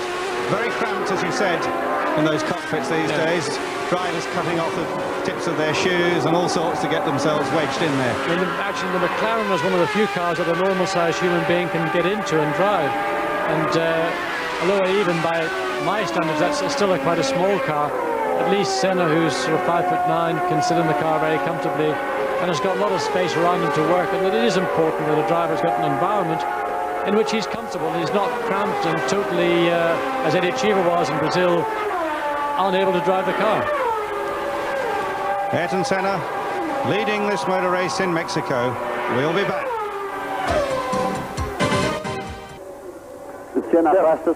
Senna afasta-se 5 segundos, 77 milésimos, e aumenta bastante a diferença, 4.1 para 5.7. Alboreto, entretanto, consegue a sua volta mais rápida, 1.22.9, mesmo assim mais lento do que Senna, que está a rodar, como dissemos há pouco, na casa do segundo 22, 1.22.2. Há pouco fez 1.22.018 na sua volta mais rápida. É o piloto mais rápido em pista. Prost e Mansell, por exemplo, estão a rodar no segundo 23. Vamos a caminho da 20ª volta, 67 voltas para este Grande Prémio do México. Quarta prova do Campeonato do Mundo de Fórmula 1. Senna próximo para dobrar o Benetton. É o Benetton de Herbert. Exatamente, passaram agora aqui na meta o Benetton de Herbert. Aproveitando o efeito sol, o efeito de aspiração, 6 segundos 77, a diferença de Senna para Mansell. É de facto muito. Olha para o box, Alan Prost. Alan Prost de box. Para.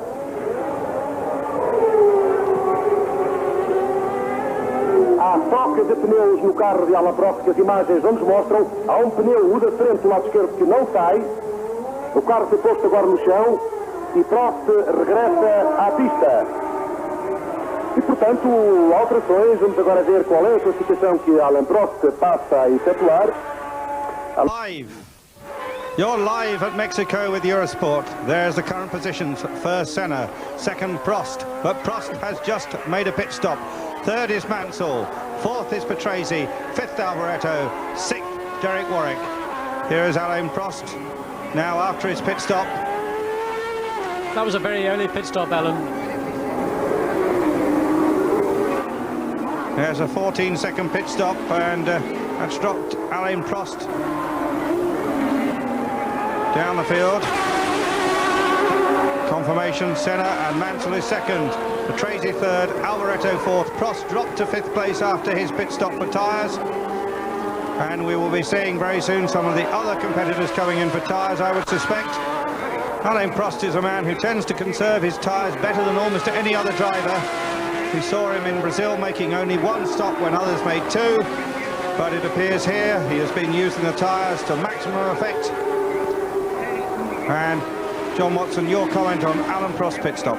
Well, I'm surprised he's pit stopped so early, because if he stops at 21 laps, he's going to have at least one more stop, if not possibly two, to get him through to the end, because I can't see any reason why he should have worn his tyres out at this stage of the event. He's not really under too much pressure.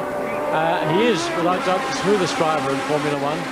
It's a very strange decision, unless there's some strategy going on, and he might have started on either a very soft tyre or chosen a very hard tyre. Whatever it was, it could have been a wrong decision at the start of the race, and he's come in early to try and rectify it and hopefully recover some of the damage that he might have done by having the early pit stop.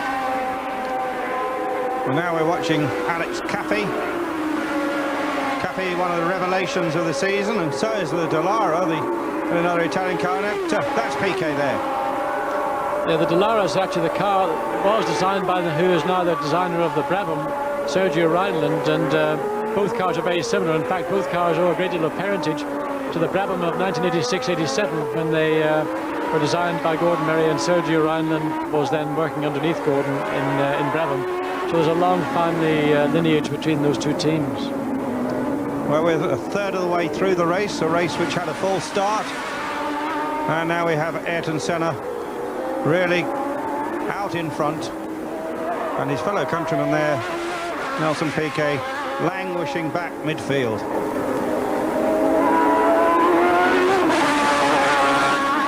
Has to be said that Piquet has overtaken quite a few people, having started at the back of the grid. Maybe that criticism's starting to hurt him. Yes, the one thing that still stands out, whatever a driver's motivation is, you never lose your ability. It all comes back to whether you really do want to be a racing driver or you don't. And I still think that there's something in Piquet that says he wants to be a racing driver, but there's something he's not doing that's holding him back or is clouding whatever his rationale is at this stage. And it's a great shame to see a man who has won so many races, won 3 world championships, be seen to be so far back, and it's inexplicable. The team do have a reserve driver, a protégé of yours, Martin Donnelly, and they've been testing him recently. He's been going quickly. Maybe that's a ploy to get Nelson to go quicker. Well, I wish it was. In fact, I'd love to see Martin in one of these two cars, because I think that he's a young man of great talent and a lot of future ahead of him.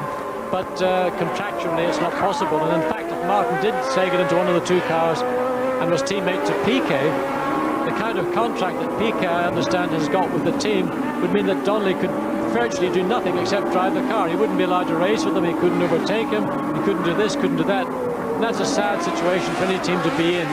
So maybe Martin is actually better not to be in a Lotus right now, and his talent and ability will get its day, and hopefully that'll be sooner rather than later. Well, Nelson Piquet and Alex Caffey about to be lapped by the flying Ayrton Senna. He just caught sight of him closing in on them, about to put a lap over them. In front of this absolutely vast crowd here at Mexico City. That's Nannini. He's about to be lapped also. Yeah. And Alain Prost has got the fastest lap, presumably on that fresh set of tyres. Yeah, those fresh tyres would have given him a little bit of extra speed, and of course the car used about a third of its fuel, so it's that little bit lighter also. And of course, I think that pit stop, I'm sure it wasn't a scheduled pit stop, has probably upset and annoyed and fired up Alain Prost. We might well see a classic Prost race from 5th place forwards. I mean, Nannini is in sight, and it's not going to be very long before he has got his McLaren Honda ahead of the Benetton Ford. Now, Nannini not very happy that Benetton haven't brought their new car here. New car and a new Ford engine, which has had fairly disastrous crankshaft problems so far. Worked perfectly well on the test bench. They put it in the car, and it's really not working properly at all. Position 6 shown there to Alain Prost. So I think you know a little bit about this Nannini. He stamped his feet a little bit at the Benetton factory a few days ago. Well, let me say, I have to be careful how I phrase this. Rumour has it, Andrew, that Nannini paid a visit to the factory about a week, 10 days ago, and it was only when he was there that he was informed that the team would not be taking the new 89 car to the Mexico Grand Prix. Let's just go through the positions, recapping. In the lead, number 1, Ayrton Senna. Second, 27, Nigel Mansell. Third is Riccardo Patrese. Patrese having a good race with the Williams. Alboreto fourth, Nannini, and then Prost. So Nannini's having a good race. I mean, he's done this complaining, but he is having a good race. Well, he's in 5th place, and he's doing a good job. I know he's not very happy about it, but he's in there doing a good job. But I think he's going to be gobbled up by Prost very quickly, probably coming down the straight into this corner at the end of the straight. But going back to the story, apparently Nannini was fit to be tied when he was told that he would have to race the 88 car here in Mexico and next week in Phoenix, with the hope that they may have the chance to bring 1 or 2 cars, 89 cars, to Canada in 3 weeks' time. So a lot of lappery going on at the moment. That man, Nelson Piquet, a world champion in his time, has now been lapped by his fellow countryman, Ayrton Senna. I bet you that hurts, having that Brazilian Prost through there to 5th place. Yes, indeed, where he passed where we thought he would do it at the end of the pit straight. The extra little bit of power and speed that the McLaren Honda engine has over the Benetton Ford engine showed at the straight, and of course Alan was able to slide through very easily and cleanly.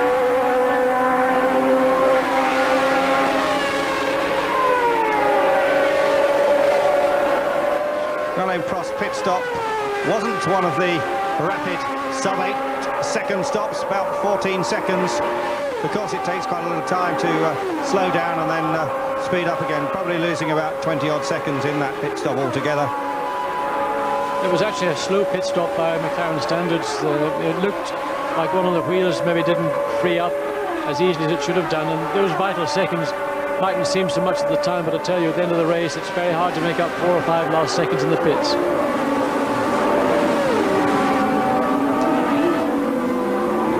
The heat haze on the bumps as Ayrton Senna works away at the wheel of the McLaren.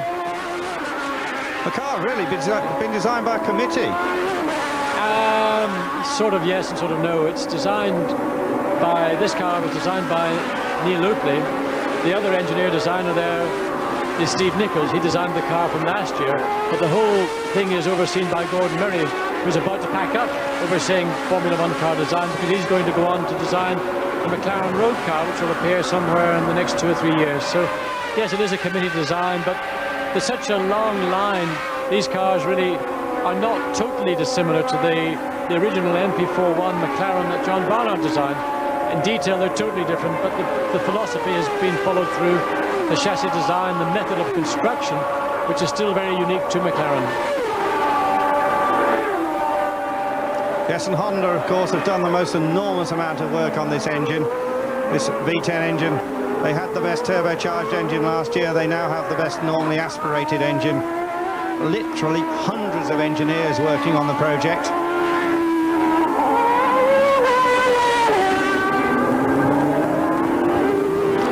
There's anything particularly trick about the chassis, or do you just think it's the whole package and the total and fantastic organisation?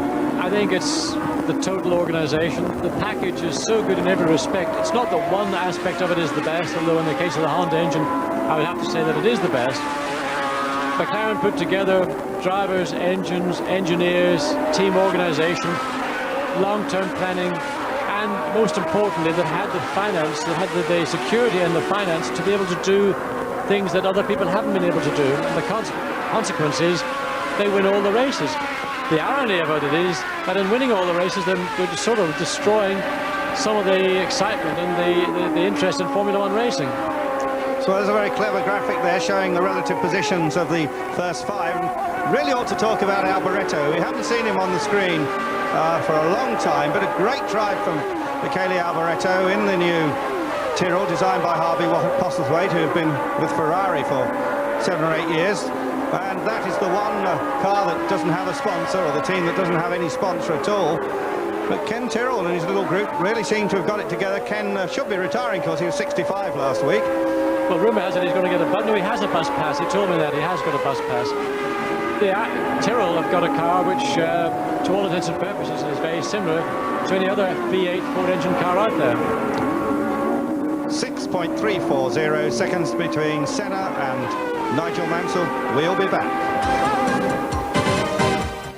Nova diferença do italiano da Tyrrell para Patrese. Nannini perde de facto terreno depois da ultrapassagem de Alain Prost e Basta já está a mais de 3 segundos de Prost no 6º lugar, e daqui a 6 voltas temos Prost em cima de Miguel Alboreto. Sim, está praticamente em cima, e a pena que não nos mostre essas imagens.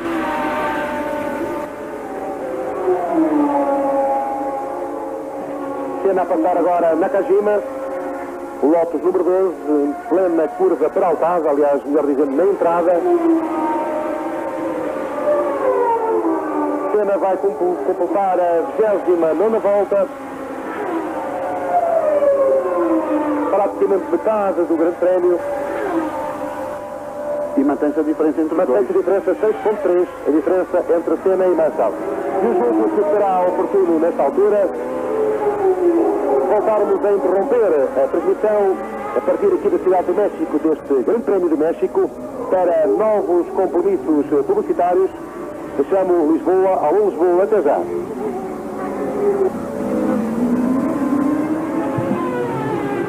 That these days, they love a fighter, and that's what Nigel Mansell is. But Senna is continuing to rub salt into the wounds of all his rivals here at Mexico. His car may have lost 25% of its power due to the altitude, but it's the same for everybody else, and that means to say that the Honda will still have a power advantage over the others.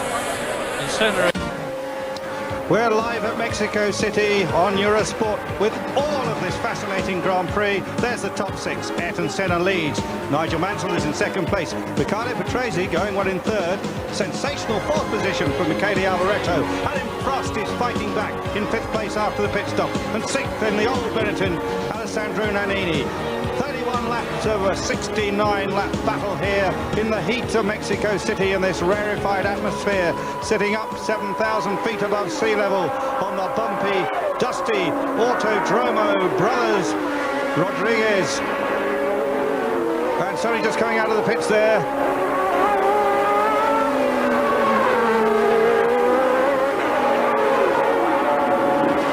That is Senna. These men have been lapped, both Brabhams. Then is Mansell. Let's see how Mansell works his way through this traffic. The Ferrari going extremely well. Nigel Mansell, the gritty British driver, took a hell of a gamble moving away from the Williams team. It's a gamble that's paying off with the trick automatic gearbox on the Ferrari. A gearbox he says he doesn't like, but he's finding difficult to come to terms with. But it seems to be working well today. And Nigel Mansell pushing hard as he now attempts to lap of just coming into half distance. Both Brabhams of Stefano Modena and Martin Brundle.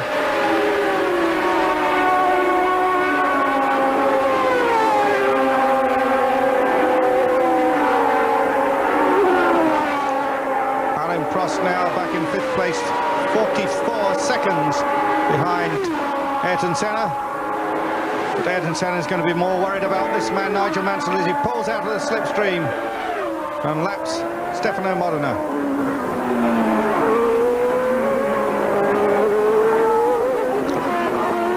"33 of the 69 laps. Nigel Mansell.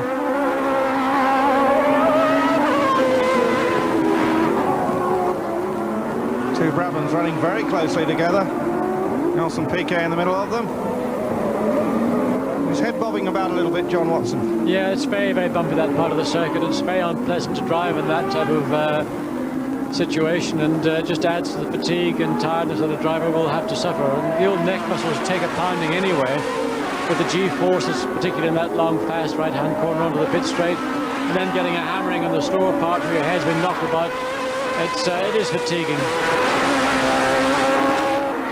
What do you think about this Ferrari automatic gearbox? You've had a look at the special gear change just behind the steering wheel. Do you think it's a system that is going to catch on? I think it's sort of halfway there. It's neither a fully automatic gearbox nor is it a totally manual gearbox. Probably for the Ferrari engine it does work, because the upward gear changes, the changes from first gear through to seventh, it certainly is a very, very quick gear change. But that's the only place I can see it's got any advantage. And in the case of the Ferrari engine, it's got a very narrow power band, so the fewer revs you drop on a gear change, then obviously it's an advantage. But Mansell's locked the brake up and he's running wide, but he's gotten away with it. That's because he went in a little deep. Yes, he was trying to pass, I think it's Nakajima, and he got it wrong, let's say. And that'll have lasted a couple of 3/10 of a second in doing so, and probably gave his heart a bit of a flutter. Will his tyres be all right after that? Sometimes you flat spot them, and that really means... I don't think that would have been... It wasn't a big enough one to flat spot it that it would cause him a problem, and I would imagine that if those tyre stops due, he will be coming in fairly shortly, so it's not going to really delay him.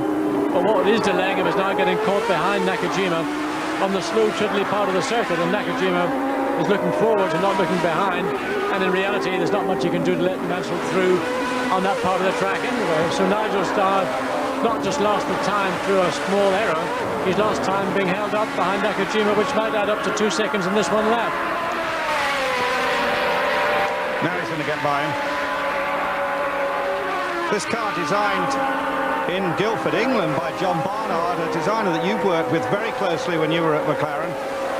Brilliant, innovative, and a man with a very special way about designing racing cars. Let's just recap the positions. Senna first, Mansell second, Patrese third, Alboreto still in fourth place. Prost hasn't moved up in fifth place, and Nannini is in sixth place. See 5 seconds between Patrese and Alboreto, another 5 seconds between Alboreto and Prost. Yes, we're talking about John Barnard, the man who designed this car, the man the Italians brought in to, well, really change their image. Yes, they brought in, ironically, they brought in John Barnard to change their image, and the man that they have eventually gotten rid of is Harvey Postlethwaite, who is responsible for the design of the Tyrrell, which is presently running in fourth place. John Barnard's a man who likes his own way, isn't he, John Watson? Yes, he is, and I think ultimately he's right, because an engineer has got to be allowed to go out and engineer a car, and if you don't believe in the guy in the first place, you shouldn't have employed him.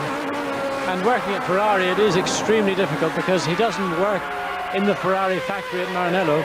He works in Guildford in his own joint office and facility, so there's a communication problem, and it is not the easiest way to go about designing, manufacturing and racing a Formula One car. And John is fairly singular in his attitude to things, and it's caused a few rows, but as long as the results come, people will put up with it. If the results don't come, then his days will be numbered. He was, of course, the first man to use carbon fibre in the design of a Grand Prix racing car, space-age material. I suppose the space-age version of fiberglass, really. The chassis are all now carbon fibre. John Watson, John Prost is coming in again. Prost to the pits. Second time. Something's wrong.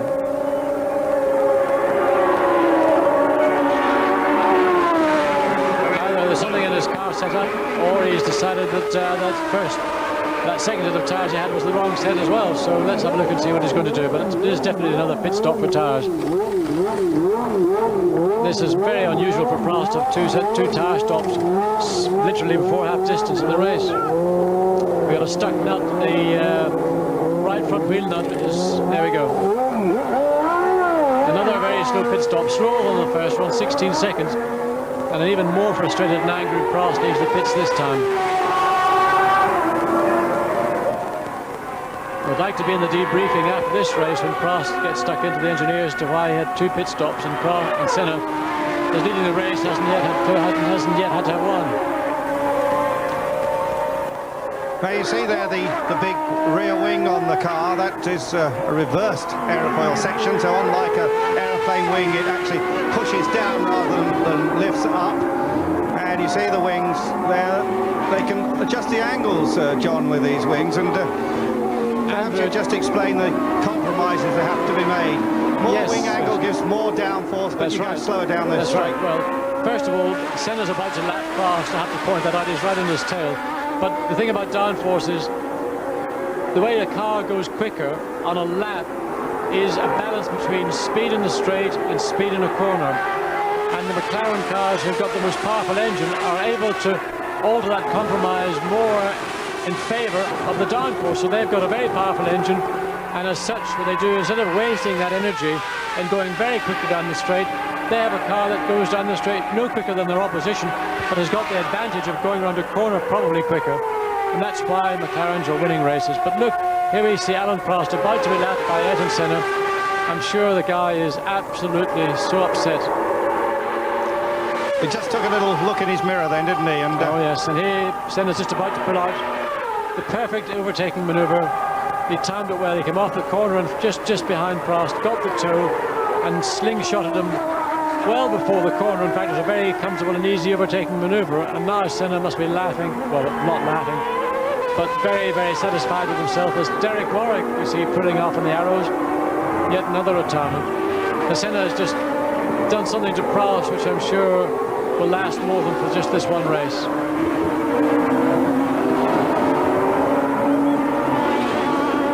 Well, there is perhaps the man who's feeling demoralised, Alain Prost.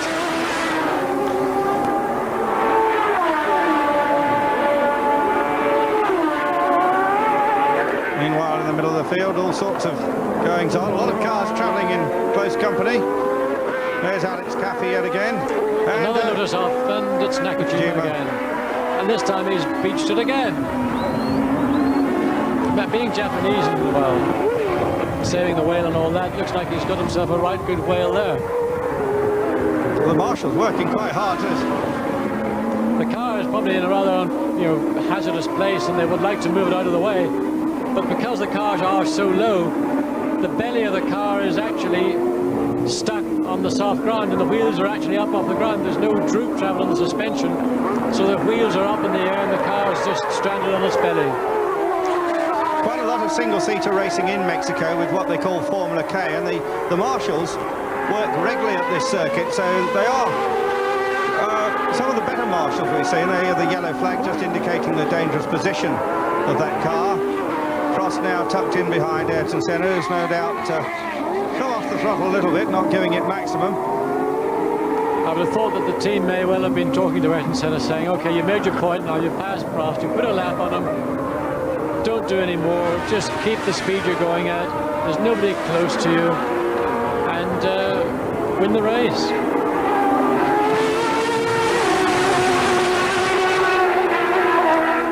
But I would say Alain Prost has been, let's say, stung. He is not a happy Frenchman today.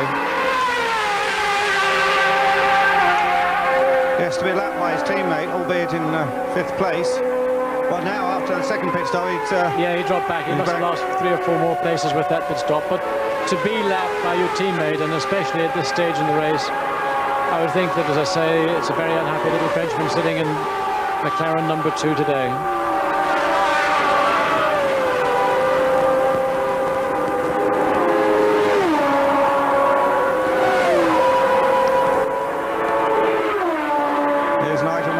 Ferrari still going strong, not really in a position at the moment to attack Ayrton Senna, and he'll be happy with that second place.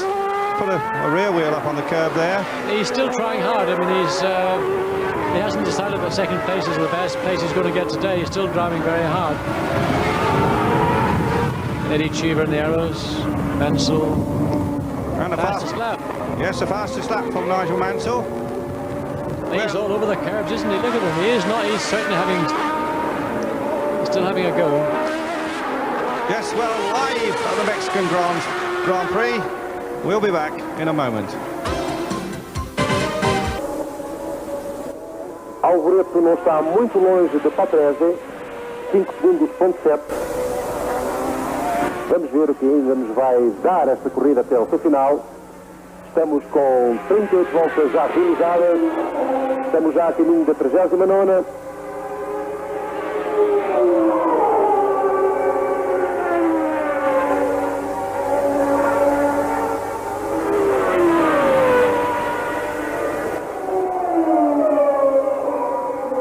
Mansell segue atrás do erro de Adishiver. Aqui nas imagens vai ter que aproveitar a aspiração para sair e ultrapassar o erro de Ford Adishiver. 10.4 a diferença entre Mansell e Senna, diminuiu ligeiramente dos 11 segundos para os 10.4. Volta a 39ª. E Alboreto em cima de Patrese. Diminuiu. Sim, era isso dizia há pouco, não está muito longe não. Senna, Mansell, Patrese, Alboreto, Nannini, Tarquini. Os pilotos que estão nos pontos. Prost mantém a 7ª posição.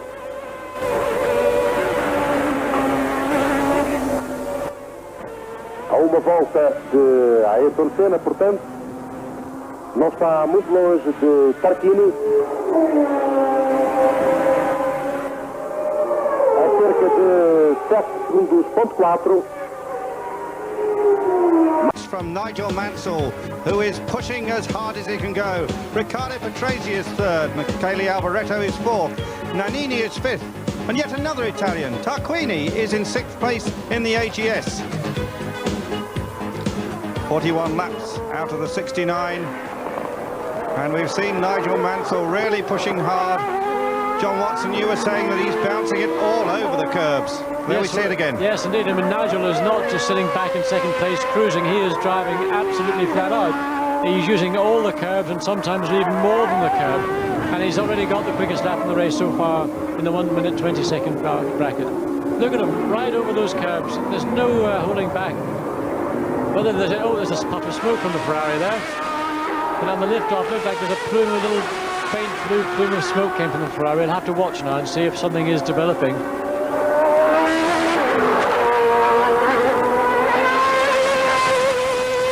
When you're in the middle of a Formula 1 race and there's a puff of blue smoke like that, are you likely to actually see it in the mirrors at all? Not, that was very fine, and you wouldn't see it. The only thing you would notice would be when you have a chance to look at your instrument, you might see if it is a problem that the oil temperature or water temperature gauges were reading high figures, and that would be the first sign of problems. And you keep going because you've just got to keep going, but the inevitability is going to happen, and that means major engine failure. But we have to wait and see. Maybe it was just something on the track that the tire picked up, but it did look to me ominous that he lifted off the throttle and there's a very faint whiff of blue smoke, and I would have thought that sounds like potential engine problem for Nigel Mansell's Ferrari. There's Tarquini in 6th place, just about to be lapped. Yeah, I think this Tarquini is doing a fantastic job with this team. It's a very small budget team, a very straightforward, uncomplicated car, and really I think come the end of this year there's going to be a few of the bigger budget teams who are going to be looking to Mr. Tarquini to join them for 1990 and thereafter. So Alain Prost following closely behind Ayrton Senna now. Alain Prost in 7th place, just about, if he can get past Tarquini to get back on the leaderboard. I think that's going to happen fairly shortly, but it's not going to really do Prost an awful lot of good. I mean, being 7th or 6th to him probably doesn't mean much. 1 point out of a race like this when he had the potential of scoring at least 6 and possibly 9 is not a very good result for him at all. John, everything is... the body is very finely tuned when you're driving a Grand Prix racing car, and obviously eyesight and so on. Is there much you can smell? Can you smell the engine or the tyres? You can smell, certainly, if something is going wrong with the engine, you'll smell it. When you're driving, because your adrenaline is so highly charged, all your senses, your smell, your touch, your hearing, your eyesight, are amplified. It's a great sensation.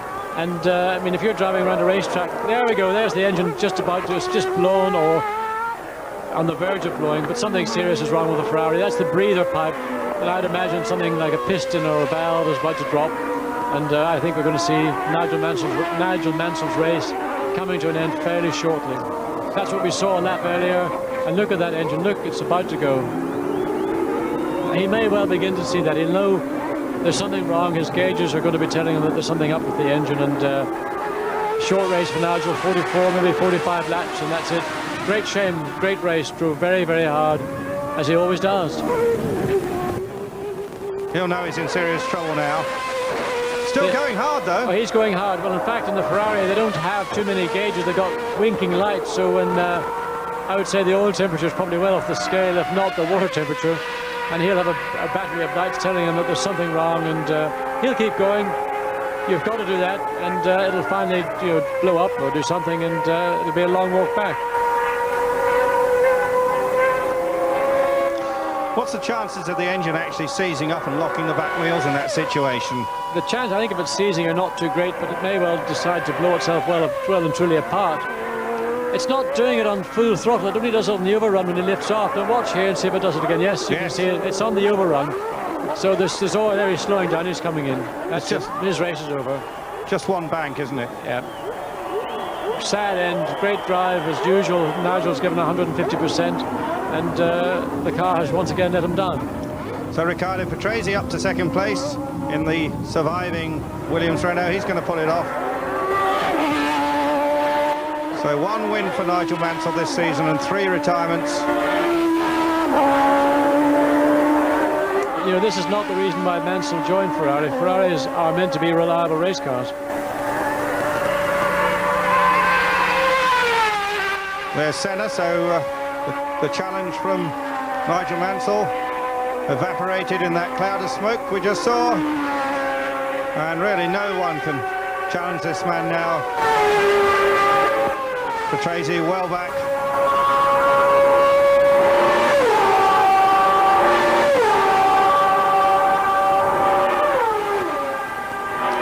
Alain Prost getting a good look at the exhaust pipes of Ayrton Senna. I mean, Alan now is just, I think, going through the motions of winding up this race. And when they get past Tarquini, or if he gets past Tarquini, or whoever's next in line, it's really academic, because it's a bad result today for Alain Prost. There's 45 laps down. Let's check on the current positions. Ayrton Senna is in the lead. Riccardo Patrese is in second place. Michele Alboreto has moved up to third position. Nannini's in fourth. And Tarquini in fifth, with Alain Prost now on the leaderboard in sixth spot.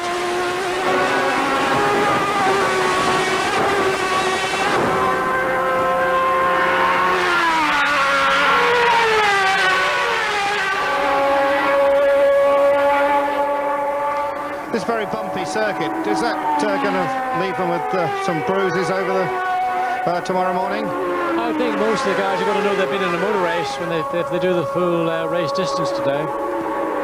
You don't feel it at the time because of this situation with your adrenaline flowing, and it's like a boxer. A boxer goes into a fight, he gets absolutely beaten to death almost. Doesn't feel a thing, but the next day it doesn't have show, and certainly he does feel it. So a racing driver is just the same. He doesn't feel it during the course of the race. The next day he'll have a stiff neck, he'll feel bruises, just bouncing around in the seat. The seat belts themselves can cause bruising.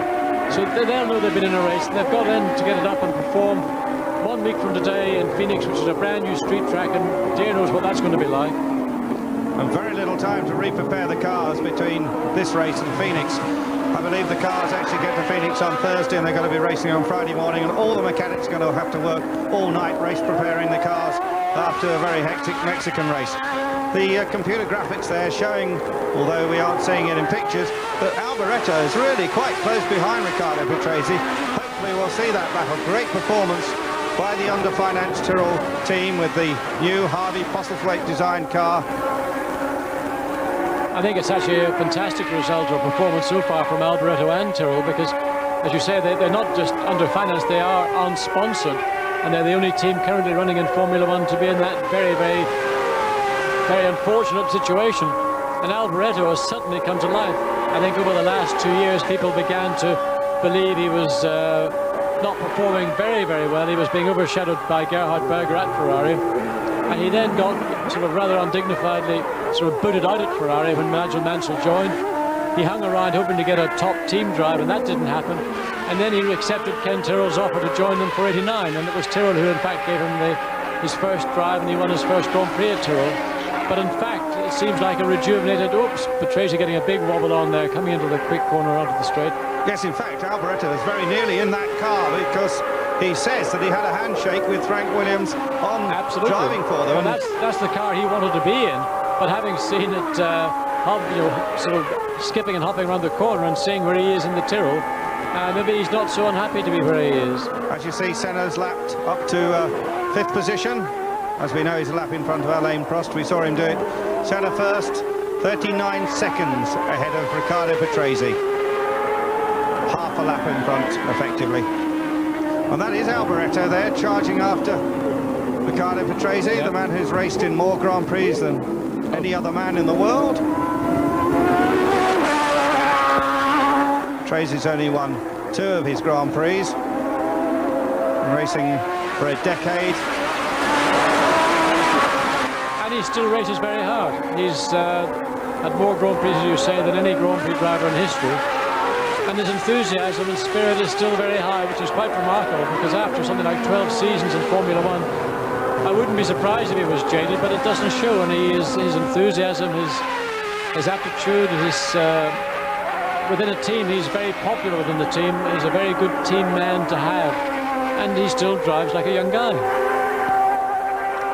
We're father of 3. In fact, he's got twin girls, just about the same age as my twin girls, in fact.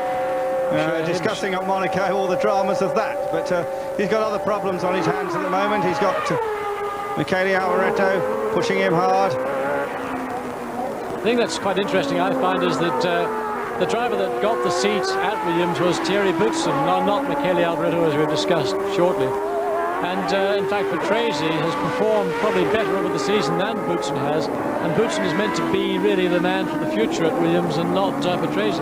Yes, in fact, they signed and announced the signing of Boutsen as early as the British Grand Prix last year, and they were actually going to discard Riccardo Patrese, and it was Patrick Head, the design director, who finally put his foot down and said, I really like Riccardo, I think he's a good racer, and we really must keep him. And looks as if Patrick Head was right. Well, I think he was. It sort of backs up what we were saying about being a good guy in a team. And it's important to have that kind of stability in a team. Johnny Herbert just dropping into the pits for a casual tyre change, and I don't think it made over. He's having a little bit more of a look. No. There we go. Now what's happening? Oh, he stalled it or not? What's he doing? Maybe he's got another problem. No, he seems to be touching the car.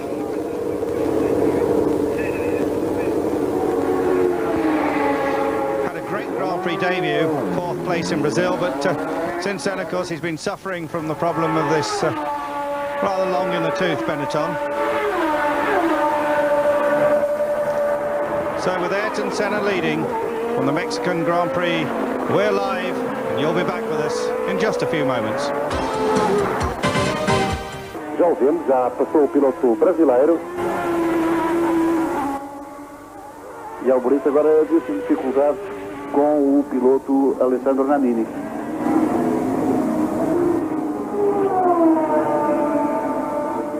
Patrese. 3.8 era a diferença na 48ª volta. Vamos aguardar pela 49ª para ver se de facto a diferença aumentou ou não. De qualquer modo, e até agora, entre estes 3 pilotos aqui, Nigel Mansell. Mais um abandono. Primeiro foi Berger, depois Mansell. Certamente que problemas do motor no seu Ferrari, aquele fumo saído dos escapes, não enganavam ninguém. Há 4 ou 5 voltas atrás, o fumo saído do motor V12 deste Ferrari F189. Não demorou muito tempo a que o britânico tivesse de abandonar.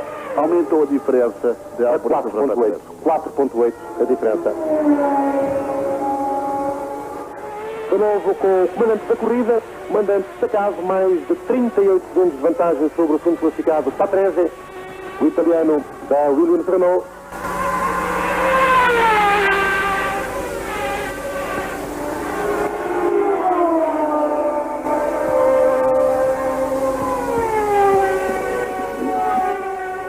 Ayrton Senna já no final da peraltada, a cruzar agora aqui a linha de meta, a rodar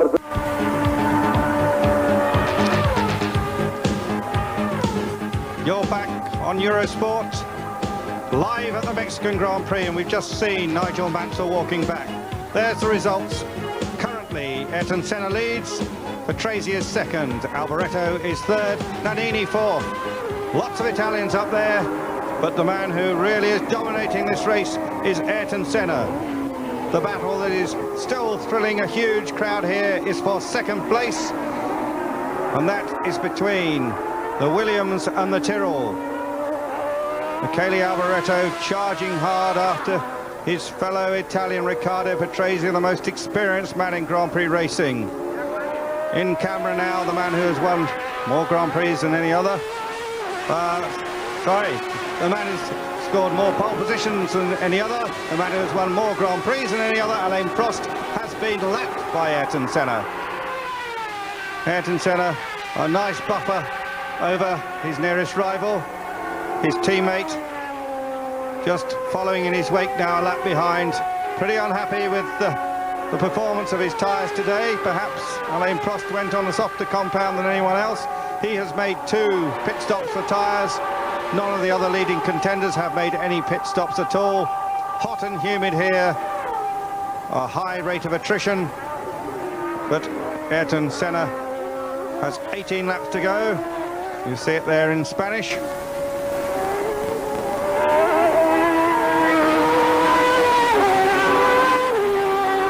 The circuit of the brothers Rodraguez. They're just about to lap the Real.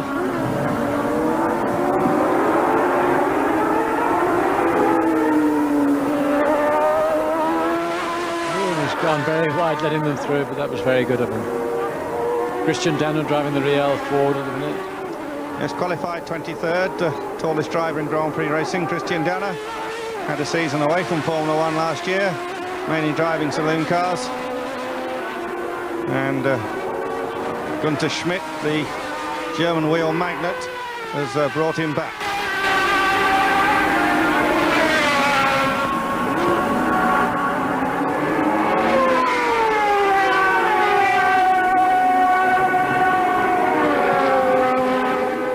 Laps of the 69. Can anything stop Ayrton Senna? I can't think very much is going to stop him. You could just see as he came out of the corner there how much track he was leaving, and that's an indication as to the speed that they are now. Well, Senna's running out and Prost likewise, but 1 lap down in his tail. So really they're just finishing off the work that they started earlier in the race by driving smoothly, consistently, taking no chances, and cruising home to the finish. And cruising is a fairly relative term. Relative term in this particular case, but by Senna standards, it's very much cruising. He hasn't had the fastest lap in the race. That, we think, still stands to Nigel Mansell. He's got nothing to beat, and there's no point in trying to set a lap record. There's no points for a lap record. There are points for finishing the race. There are 9 points if you win the race. Go for the 9 points, Senna. He can keep up his concentration, can he, when he's going 7/10 like this? Last year it was a problem, and in fact the problem in Monaco was caused very much by that. He had such a massive lead. He got the signal from the pits to take it easy. He responded, and then he had an accident. I think he's learned a lesson from that, but by his standards he's taking it very comfortably and very easily, and there's no need to go any quicker than he's doing. Prost is behind him, and he's actually protecting him, if anything. Oh, well, at last the director has shown us Michele Alboreto in that needle-nosed Tyrrell in only its 2nd race. In 3rd position, you see absolutely no sponsorship on that car at all. And he's really riding over the curbs. He's over the curbs too. I mean, he's another driver that's having a very, very good race, and is racing. He is racing, unlike Senna, who's probably sort of a 7 or 8 tenths. Looking at Alboreto, he's probably about 10.5 or 11 tenths. I mean, he's using every bit of the track, the curb, and anything that's beyond it. But he's got stuck behind one of the Minardis and the Piquet's Lotus ahead of the Minardi, and that's going to hold him up, lose him time, and of course he's not getting the assistance that he should be doing from the Martini in the Minardi, and that'll lose him a few more tenths of a second. And let's watch down the straight. If he can get the run off the corner, he might get past him coming into the braking at the end of this long straight and take at least one of the 2 places just ahead of him. Yes, there he goes. Piquet, I think, might be a bit more cooperative. He's probably more aware of what goes on around him as well as being in front of him, what's behind him. Off over the curbs again, 7.7 seconds now between Alboreto and Patrese. The gap lengthened a little bit as that lappery goes on. Well, things have come to a pretty pass, really, when Nelson Piquet in a Lotus, while top team is dicing with a Minardi and with Pierluigi Martini, who is a good race car driver, but certainly not in the top echelon. No, he hasn't. I mean, one has to believe he hasn't got the basic qualities that Piquet has.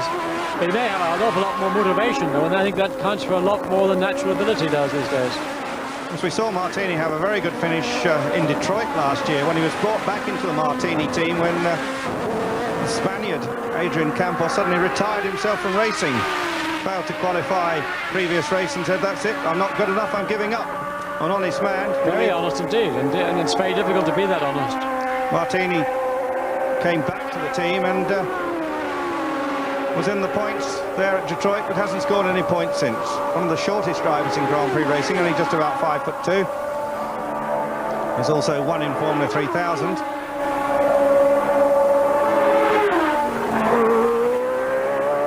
You see, no, he's not. I thought he was going to let him through, but Alboreto himself was a little bit indecisive, because I think Piquet would have given him the corner if he'd been more forceful, but he saw that Alboreto was wavering, and then he just moved across and took his line, which is quite fair, and really Alboreto, I think, could have done a little bit better than he did there. 15 laps to the finish.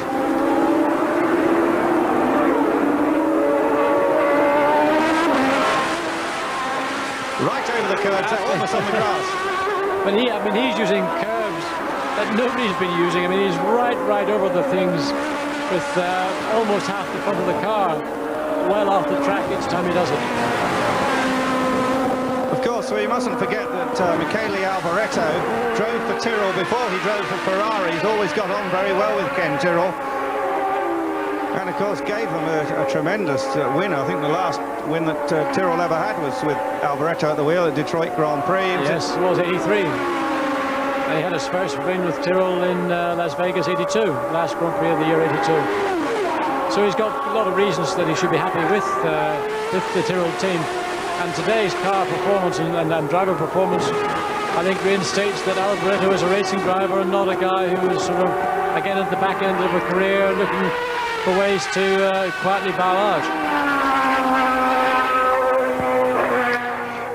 Was Senna waving then at Prost? I think Senna might have been indicating to Prost that he wants him to go through.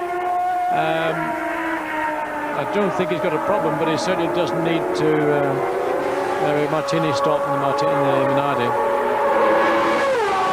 It did look like Senna was indicating to Prost to go through.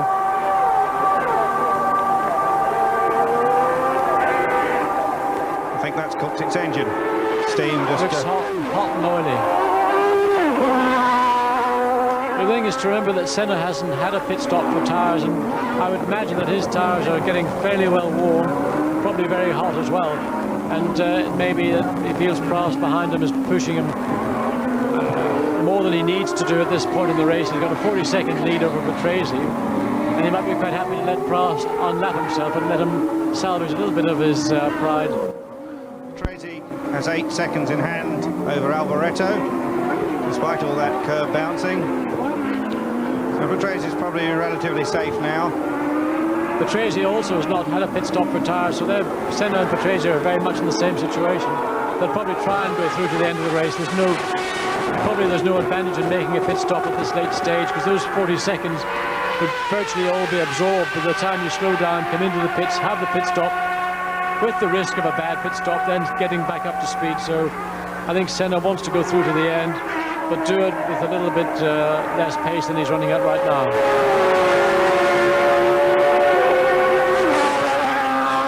Will he find it unnerving to have Prost in his mirrors all the time, or Prost obviously not trying to race him? No, it's not unnerving, but it's just he's probably being very considerate to Prost and saying, look, you know, I'm doing my thing. If you want to go ahead and pass me, I don't mind. I mean, I don't mind if you want to unlap yourself on me. I'm still first and you're still whatever you are. But Alboreto is still trying hard. Look, he's still using those curbs. He is giving it everything. The car looks very, very good. I must say, the car looks extremely good, stable. He's giving it a lot of hard work with the way he's bouncing off the curbs, but the car is looking to be working extremely well.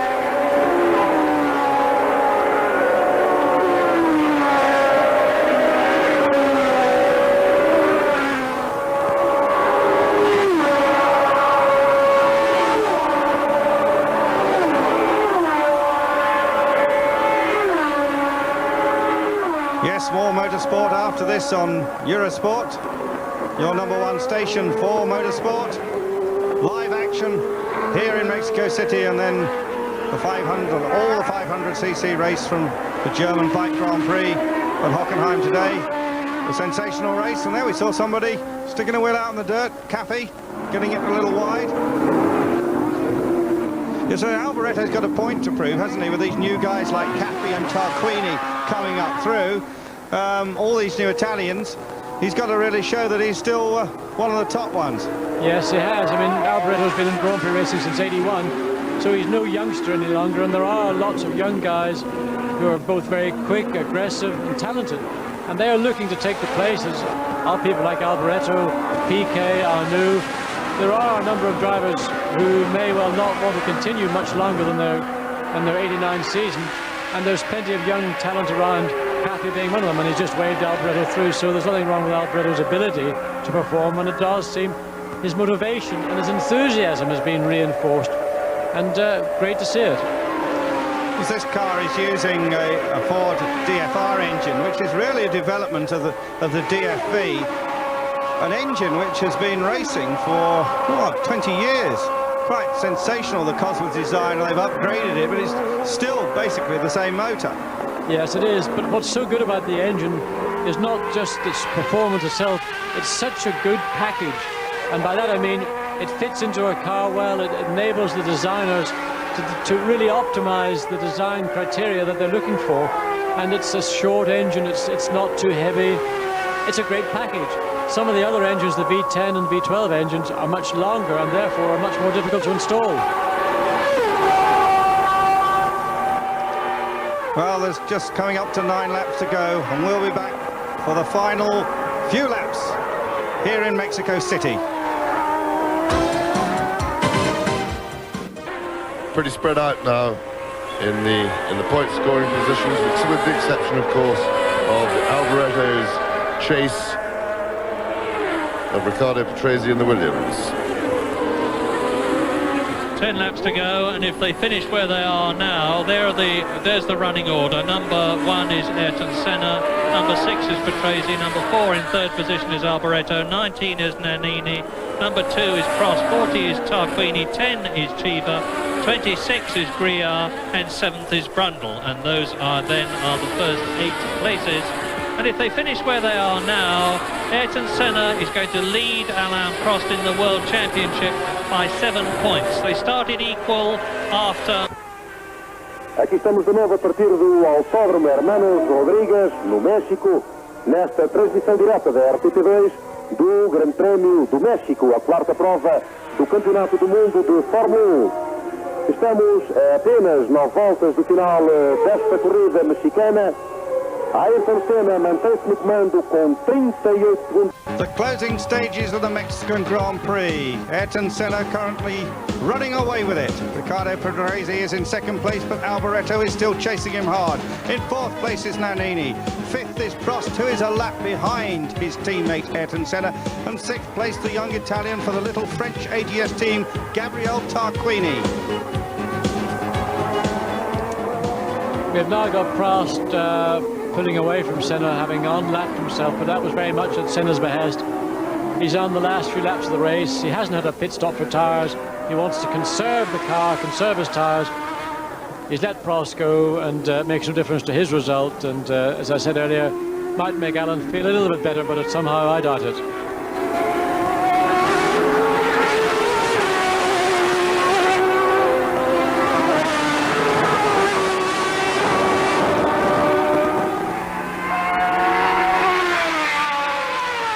Yes, well, as we said at the top of the show, the great Argentine racing driver Juan Manuel Fangio, now 78 years old, said in a press conference earlier this week that at the end of this season, after 10 years at the top, Alain Prost should retire, or 10 years in Formula One racing. I wonder if he'll take heed of that. Today's performance certainly won't have helped him make up his mind. Alain Prost will be determined to try and beat Ayrton Senna. But the psychological battle between these two drivers carries on. No love lost between Prost and his teammate, and now, dare we say, almost team leader, Ayrton Senna. They had words after an agreement was apparently broken in Imola. They aren't trading information anymore, setting up their cars differently. And there is Ayrton Senna. I think ruthless is the best word to describe Ayrton Senna. Ruthless is his approach to racing, both on and off the track. I wouldn't say ruthless, I would say single-mindedness. I know the guy quite well. I've met him away from the racetrack, and I believe he's a very misunderstood man. And largely, in part, I have to say, because some of the press that he's received for things that have happened in the past have rather coloured him unfavourably. He's a very, very intelligent guy. He is very singular in his ambitions. He wants to win world championships, he wants to win races, and there's nothing wrong with that. That's what he's there for, that's what he's paid to do. The thing that happened in Imola is very much a matter of which side you prefer to take, and in my mind it's not clear who was right or who was wrong, or certainly not black and white. And if the guy wants to win, his means justify the end. There's the Brazilian flag waving, giving encouragement to Ayrton Senna.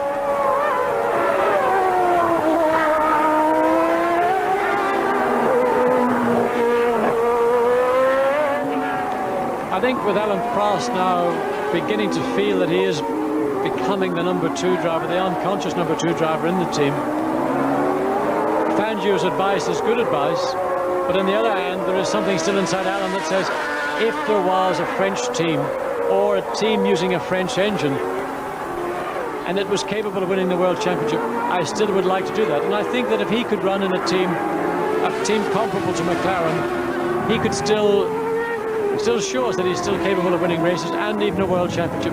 It's just that the atmosphere he's working in, maybe even his own personal motivation at McLaren is beginning to wane, and it's a bit like a blood transfusion. It might fire new life into him.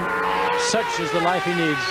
There's still a lot of teams who'd like to hire Alain Prost at very big money, and I'm pretty sure that the Renault management, who are providing engines, of course, for Williams this year, they'd like to see Alain Prost in a Renault-powered Williams next year. There has even been talk of an Alain Prost Renault, a Prost team. Well, I think that kind of thing is a little bit of journalistic license. I think that a Williams-Renault situation is realistic because Renault make a very, very good engine. And I believe that Williams are going to produce a car. Their 89 car hasn't yet been seen. They're still racing an interim car.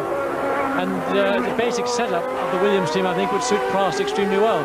And if he could win a championship with a Renault engine, then I think that would be a fitting conclusion to his career.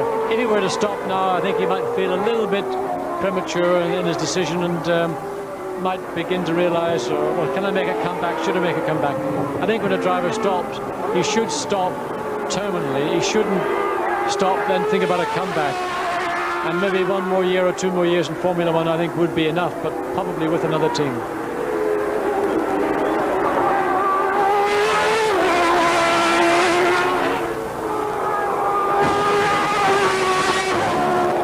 We're just watching the style of Ayrton Senna.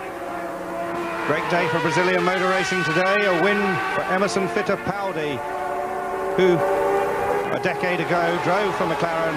A win at Indianapolis today in the 500. Same sponsorship too. Yes, it was. Good day for that company, I would say.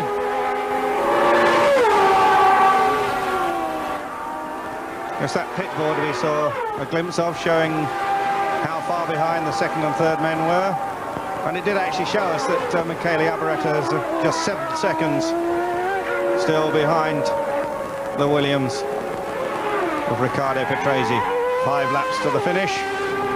The heat haze seems to be getting even worse.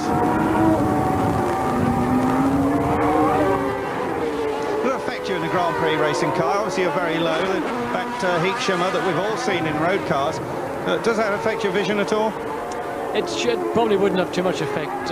We're looking at that shot from a very long lens on the camera, so it tends to exaggerate the effect. I mean, it is there, but it doesn't really affect your judgment. It's too far down the road. The part of the road that you'll be looking at wouldn't be that. It might be 150, 200 yards ahead of you. That's quite a long way further than that. Yes, well, next weekend we'll be at the USA Grand Prix at a new venue, Phoenix, Arizona, a street circuit. Brand new street circuit. And that should make very interesting and very different racing to this. There's that pit board again. Position 1, 4 laps to go. In fact, Patrese catching up to Senna, but it's only 4 laps to go, and it's very much Senna just backing off and conserving everything. And whether you win by 29 seconds or 40 seconds or 1 second, first place is first place. So this is a sign, I would say, of the maturity that's coming into Senna. Whereas last year he would have been driving still flat out to prove to everybody that he is the quickest guy in the world. I think he's now come to terms with himself that he is the quickest driver, and he doesn't need to continually go out and prove it. So the maturity that maybe we didn't always see last year is now beginning to filter through, and Ayrton Senna's on course to becoming not just a good racing driver but a great racing driver.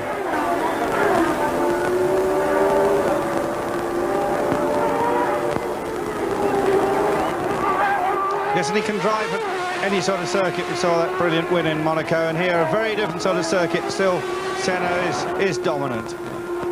The thing that I'm really very interested in is to know why did Prost have 2 tire stops, because ordinarily it would be the other way around. Prost is generally the easier of the 2 drivers on the tires, and to see him having 2 tire stops, one I can understand, you can always make a mistake in your tire choice, but to make the same mistake twice or 2 different mistakes is very unlike Prost and very un-McLaren-like as well.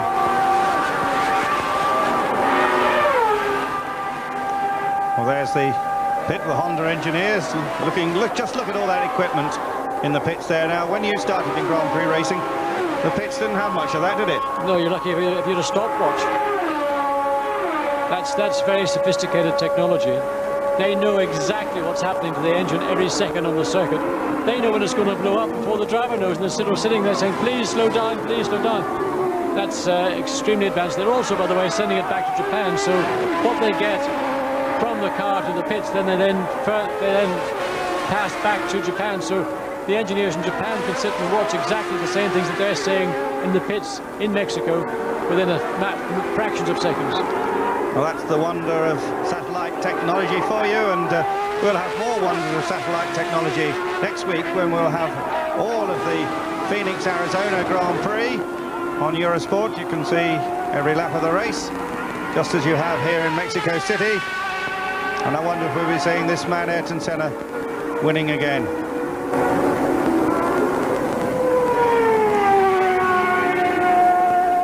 Phoenix is going to be an interesting race, Andrew. It's the first time there's been a Grand Prix in the streets of this very, very beautiful city in Arizona, because there is no running prior to qualifying. So we've got all the pre-qualifiers going out first for that 1 hour blast, and then it's straight into the regular on-time sessions and then the qualifying sessions on Friday and Saturday afternoon. So it's going to be a bit of a lottery for everybody, not least of all for the people that go out to try to pre-qualify first thing Friday morning. It's a word just for Eddie Cheever, the only American in the race. He's lying in 7th position in the Arrows. The penultimate lap for Ayrton Senna. Really isn't pushing that throttle right to the floor now. Gently does it, the final few laps. Well, you have to say that's as near as we've seen this year. Well, we've seen it probably all throughout the year except for Brazil. A copybook Senna performance, and maybe that incident in Brazil made him register it, but in spite of being world champion himself, in spite of being the quickest guy and the quickest car and the best team in the world, he is still fallible, he is still a human being. He made a mistake in my book in Rio, and certainly what he's done since then has been exemplary, and here yet again we see a performance which is absolutely faultless. just going on to his last lap. See the men by the pit wall indicating thus.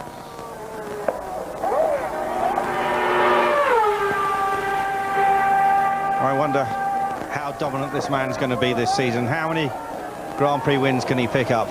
I think I would put it the other way around. How many races do you think he won't win? I think right now I don't see any team in a position to challenge McLaren. That they've got the performance, they've got the basic infrastructure, they've got the best drivers, they've got everything. And I say the only way they're going to fail is by beating themselves. But even now, I think now is unlikely. Senna does seem to have such a big advantage over Prost, his teammate, and within the team. I can't see very much altering what we're going to see today happening throughout the rest of the season. It's a great shame because when we got the introduction of 3.5-litre aspirated engines, one of the things we hoped we would see would be racing all the way through the field, not just in the midfield as we've seen in the early Grand Prix of the '89 season, but at the front also. But unfortunately, yet again, McLaren with the Honda engine and with Senna and Prost as drivers, we've got too much domination, too much strength at the top. Well, going for his third win in a row, Ayrton Senna. Riccardo Patrese looking set to finish second for the Canon Williams team. Third place, great performance for Tyrrell from Michele Alboreto. And the checkered flag then for Ayrton Senna. Ayrton Senna wins the Mexican Grand Prix. The team celebrates something they're very used to, and those boys will be on a bit of a bonus from that one. Yeah, they'll be in a bonus. The only irony of winning all these races is that sort of, well, did we win again? Oh, okay, let's go then.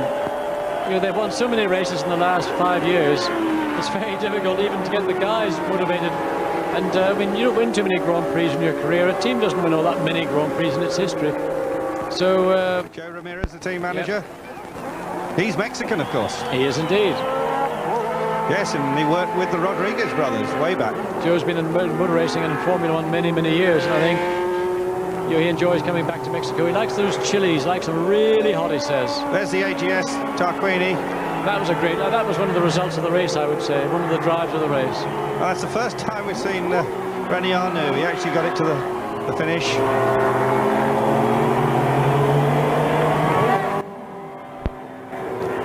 Ayrton Senna salutes the crowd, a huge crowd in Mexico.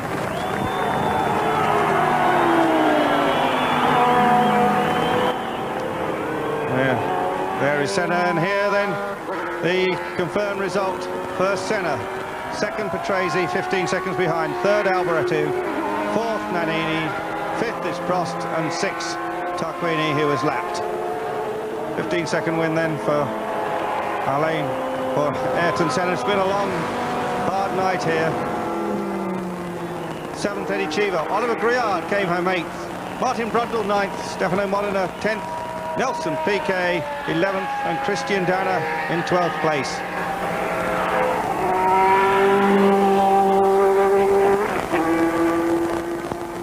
13th Caffey, 14th Arnoux, and 15th Johnny Herbert. But let's check the drivers' standings. Senna now has 27 points, Prost has 20, Nigel Mansell still in third place with 9, Nannini has 8, Alboreto 6, and Patrese 6 points. Ayrton Senna sitting on top of the pile.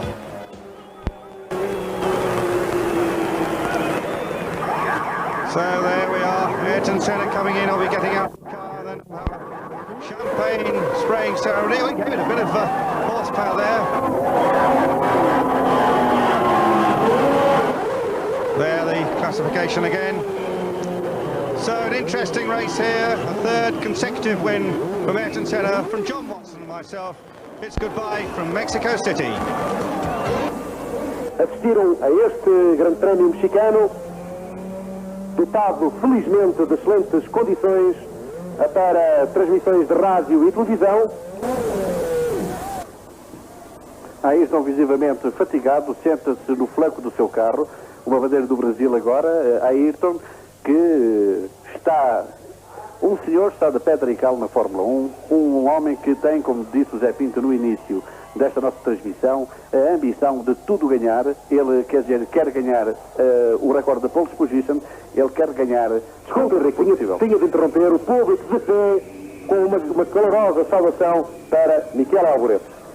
E a câmara dava agora a Michele Alboreto. Senna foi entregar o capacete, Michele Alboreto assim do seu carro. Satisfeito o piloto italiano, cumprimentado por Ayrton Senna. E que lhe dá naturalmente os parabéns por esse honroso terceiro lugar. E Ricardo Patrese finalmente levou o carro ao final, também a corrida do italiano. Ricardo Patrese, que curiosamente fez a viagem connosco de Amsterdã aqui para a cidade do México, veio no mesmo avião e com ele trocámos algumas palavras na paragem na cidade americana de Houston, em que ele se mostrava esperançado que o seu Williams Renault pudesse ter um bom comportamento aqui, o seu e do seu companheiro de equipa, Woodson. O carro está em franco desenvolvimento, a atingir de facto melhores potencialidades, e isso veio-se de facto a verificar. Apenas Woodson abandonou, na altura exata o DCM, mas Patrese conseguiu este excelente segundo lugar, atrás de Ayrton Senna.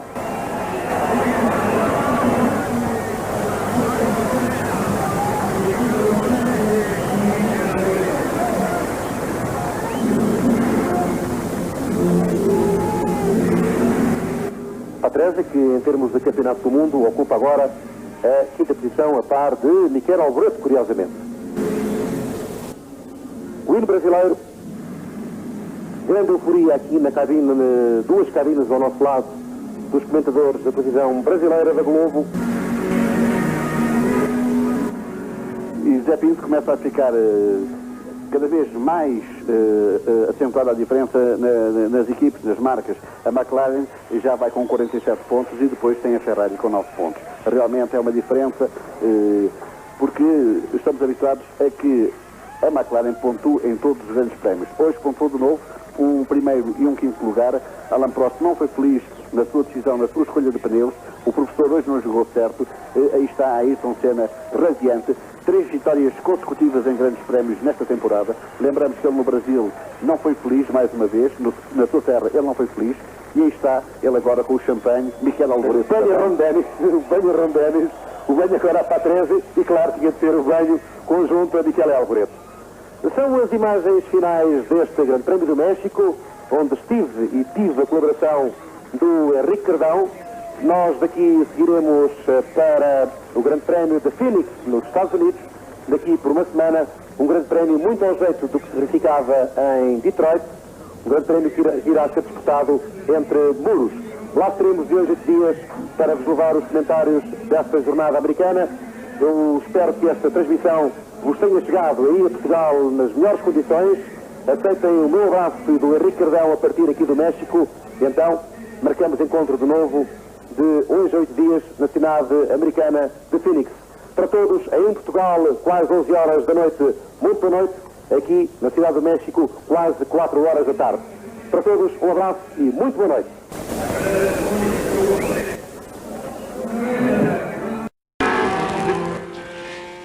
So a magnificent third victory for Ayrton Senna, with Riccardo Patrese second, Alboreto a fine third, Nannini fourth, Prost in fifth position and Gabriele Tarquini in the points at sixth. In the World Championship then, Ayrton Senna now takes a clear lead from Alain Prost, a long way ahead of Nigel Mansell, Nannini, Riccardo Patrese and Alboreto. And in the Constructors' Championship, McLaren are now 36 points ahead of the new second-place team, Benetton. I think he chose soft tyres, which were a little bit faster, but we were not sure about their performance during the race, and it proved to be wrong choice. And Patrese, too, was pleased to have scored his first points for Williams Renault. We showed to have some potential. We were a little bit unlucky and we couldn't really get the results that we could have in the first part of in the first 2 or 3 races. And now with this second place, the morale is going up for everybody and we can work even harder to try to beat Mr. Senna and McLaren Honda. The American World Championship event for the first time in the searing heat of Phoenix, Arizona. Grand Prix will be there, and we hope you'll be with us.